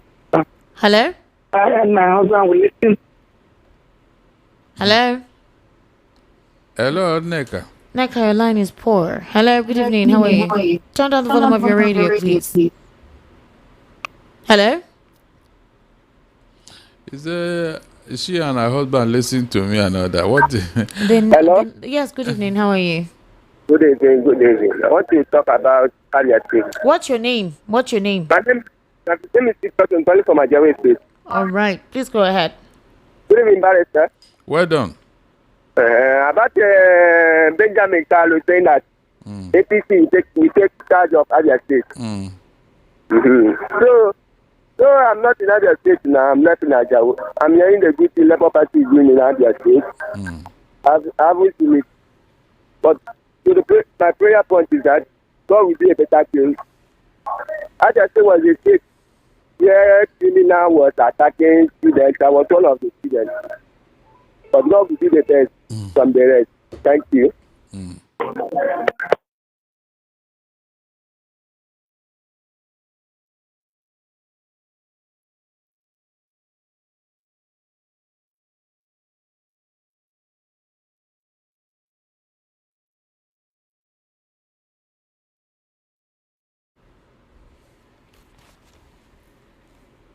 Hello, good evening. How are you? Good evening, Esther. Yeah, good evening. How are you? Good evening, Darlington. I'm fine. I'm okay. My name is Tony. I'm calling from Igondo. Okay. Barrister, you see the issue of Nnamdi Kanu. I'm not sure they will want to release me. His offense is not what they are saying. His offense is beyond what they are saying outside. His offense is the information he has concerning both the government in power and the Buhari. So whatever we are doing, thinking they will release him, they will rather have to drag him up there so that he will not come out, because if he come out, he's going to sing. And they don't want that. That's why they can bluff the court and bluff all the petitions and applications of the well-meaning Nigerians, pleading that he should be released. That guy has so much information, and they don't want that information to flow out. So I do not know. We'll just keep praying for whatever reason, whatever way, that Nnamdi Kanu should be released. But I am very much doubtful, because he has so much information, and they don't want people to hear it. Thank you very much.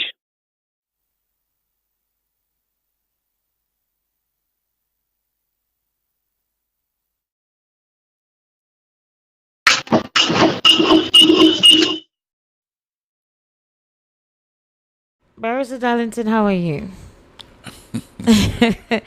You guys went off the conversation that we were having and decided to focus on joy. That's why we don't talk about those things on air like this, because you deviate the minds of a lot of people. I would encourage that next time you send a message, even instead of saying that send a message. We cannot take your number. Yes, please. I think that's very, very important, because a lot of persons are asking for help, and that's the issue with things like this. It will not be somehow sending only to one person when other people need help.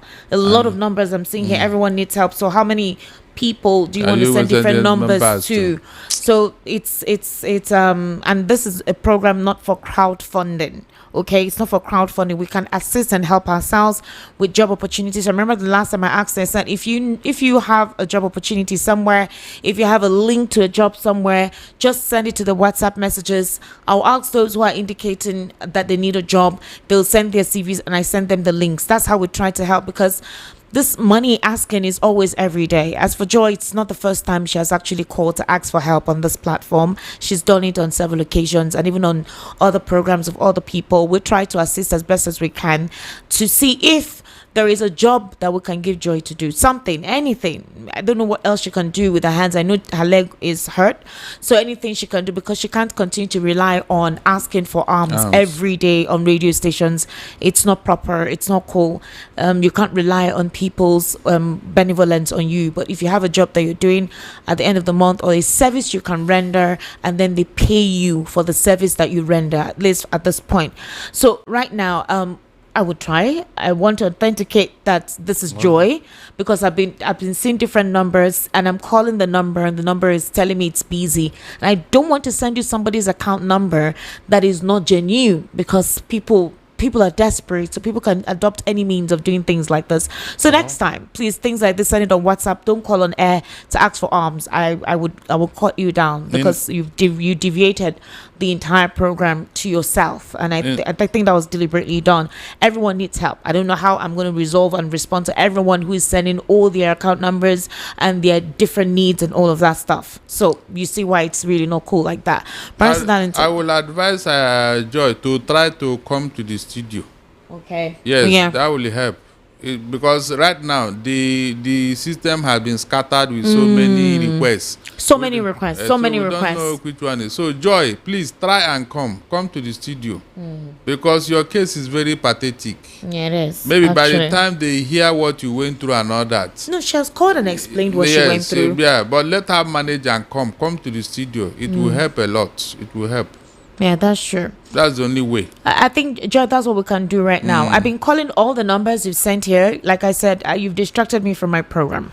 I've been calling all the numbers. It's busy. It's not true. It's not connecting. It's not whatever.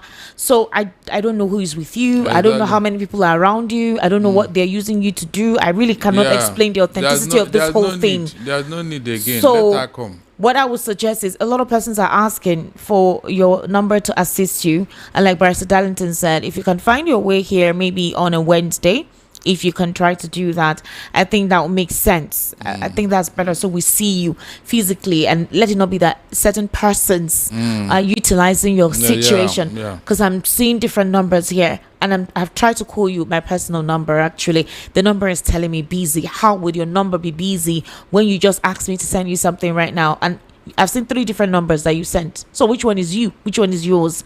All right, Joy. And I'm so sorry. A lot of you sending messages here. I am so sorry. I'm so sorry. It's not me. People requested for Joy because of her condition, because of what she's going through. So I may not be able to attend to all of these personal needs. But if you have a job link, kindly send the job link, I beg you, so we can assist and help people who need jobs, so they can apply and somehow find something to do. Pastor Darlington, please give us your final take. Look, my final take is that you see this thing that is going on in Nigeria, especially insecurity. Nigeria can never move forward with insecurity. The people that are involved or concerned, they should have some level of conscience, because it is now hurting them. My Bible says, whatever you sow, you will reap. They are not finding it funny. They never believe this thing will escalate like this. So let them have a rethink, and then send these people back to where they came from. Because as long as these guys are around disturbing us, Nigeria can never make progress. I even pity P2B if he should win this election, whether they will allow him to operate. So we need to clear this insecurity from Nigeria. That's the first thing. Okay. Before we can find peace and progress. Apart from that, forget it. Well, Barrister, I went to a northern school. I schooled in Langtang North, Plateau State. I stayed there for 7 years. I have my favorite food that I love there. I love masa, I love dankwa, I love kunu, I love tubu masara. I literally grew up there. My formative years, my teenage years were there. And I schooled in a school where we harmonized together. We sang songs. I learned Hausa. I learned how to speak their language. I go to the mosque. I pray along with them. Like, I never knew that there was anything like any form of religious disparity. I'm telling you. When I was in school at the time for 7 years. Because after I finished school 6 years, I stayed in Jos for 1 more year. That was how beautiful the place was, that I stayed in one of my friend's house for 1 year before I came back to Lagos. The white men used to stay there. I don't know how this thing became what it is, but it's important that Islam is not violence. The true Islamic practice is not violence. These individuals, I think they are utilized politically by elements. Somebody had mentioned Ali Modi Sharif, of those who brought in Boko Haram for the nonsense that they became, and they under the guise of religion to spread hate and malice. So I would just encourage us to please focus on God, help ourselves. All right, at this point, Nigeria cannot be destabilized. That's all I can say. We cannot be destabilized. We cannot even afford to be destabilized. And so we can make sure that we forge ahead, eschew any form of violence, any form of religious intolerance, or even ethnic intolerance. We only have ourselves. That's all we can do for now. Joy, please kindly say how you can get here by Wednesday, or I think Thursday. Barrister Darlington will be here on Thursday, so we can authenticate that it's you. And then, persons who really need to extend their help can do so. And we know we are genuinely doing that, for you. But we try not to do this because a lot of people need help. A lot of people need help. People need food. People need whatever. So people need help. So let's help ourselves. I beg you. Let's help ourselves. My name is Esther Machuku. We're signing out. I'll see you tomorrow. Bye for now.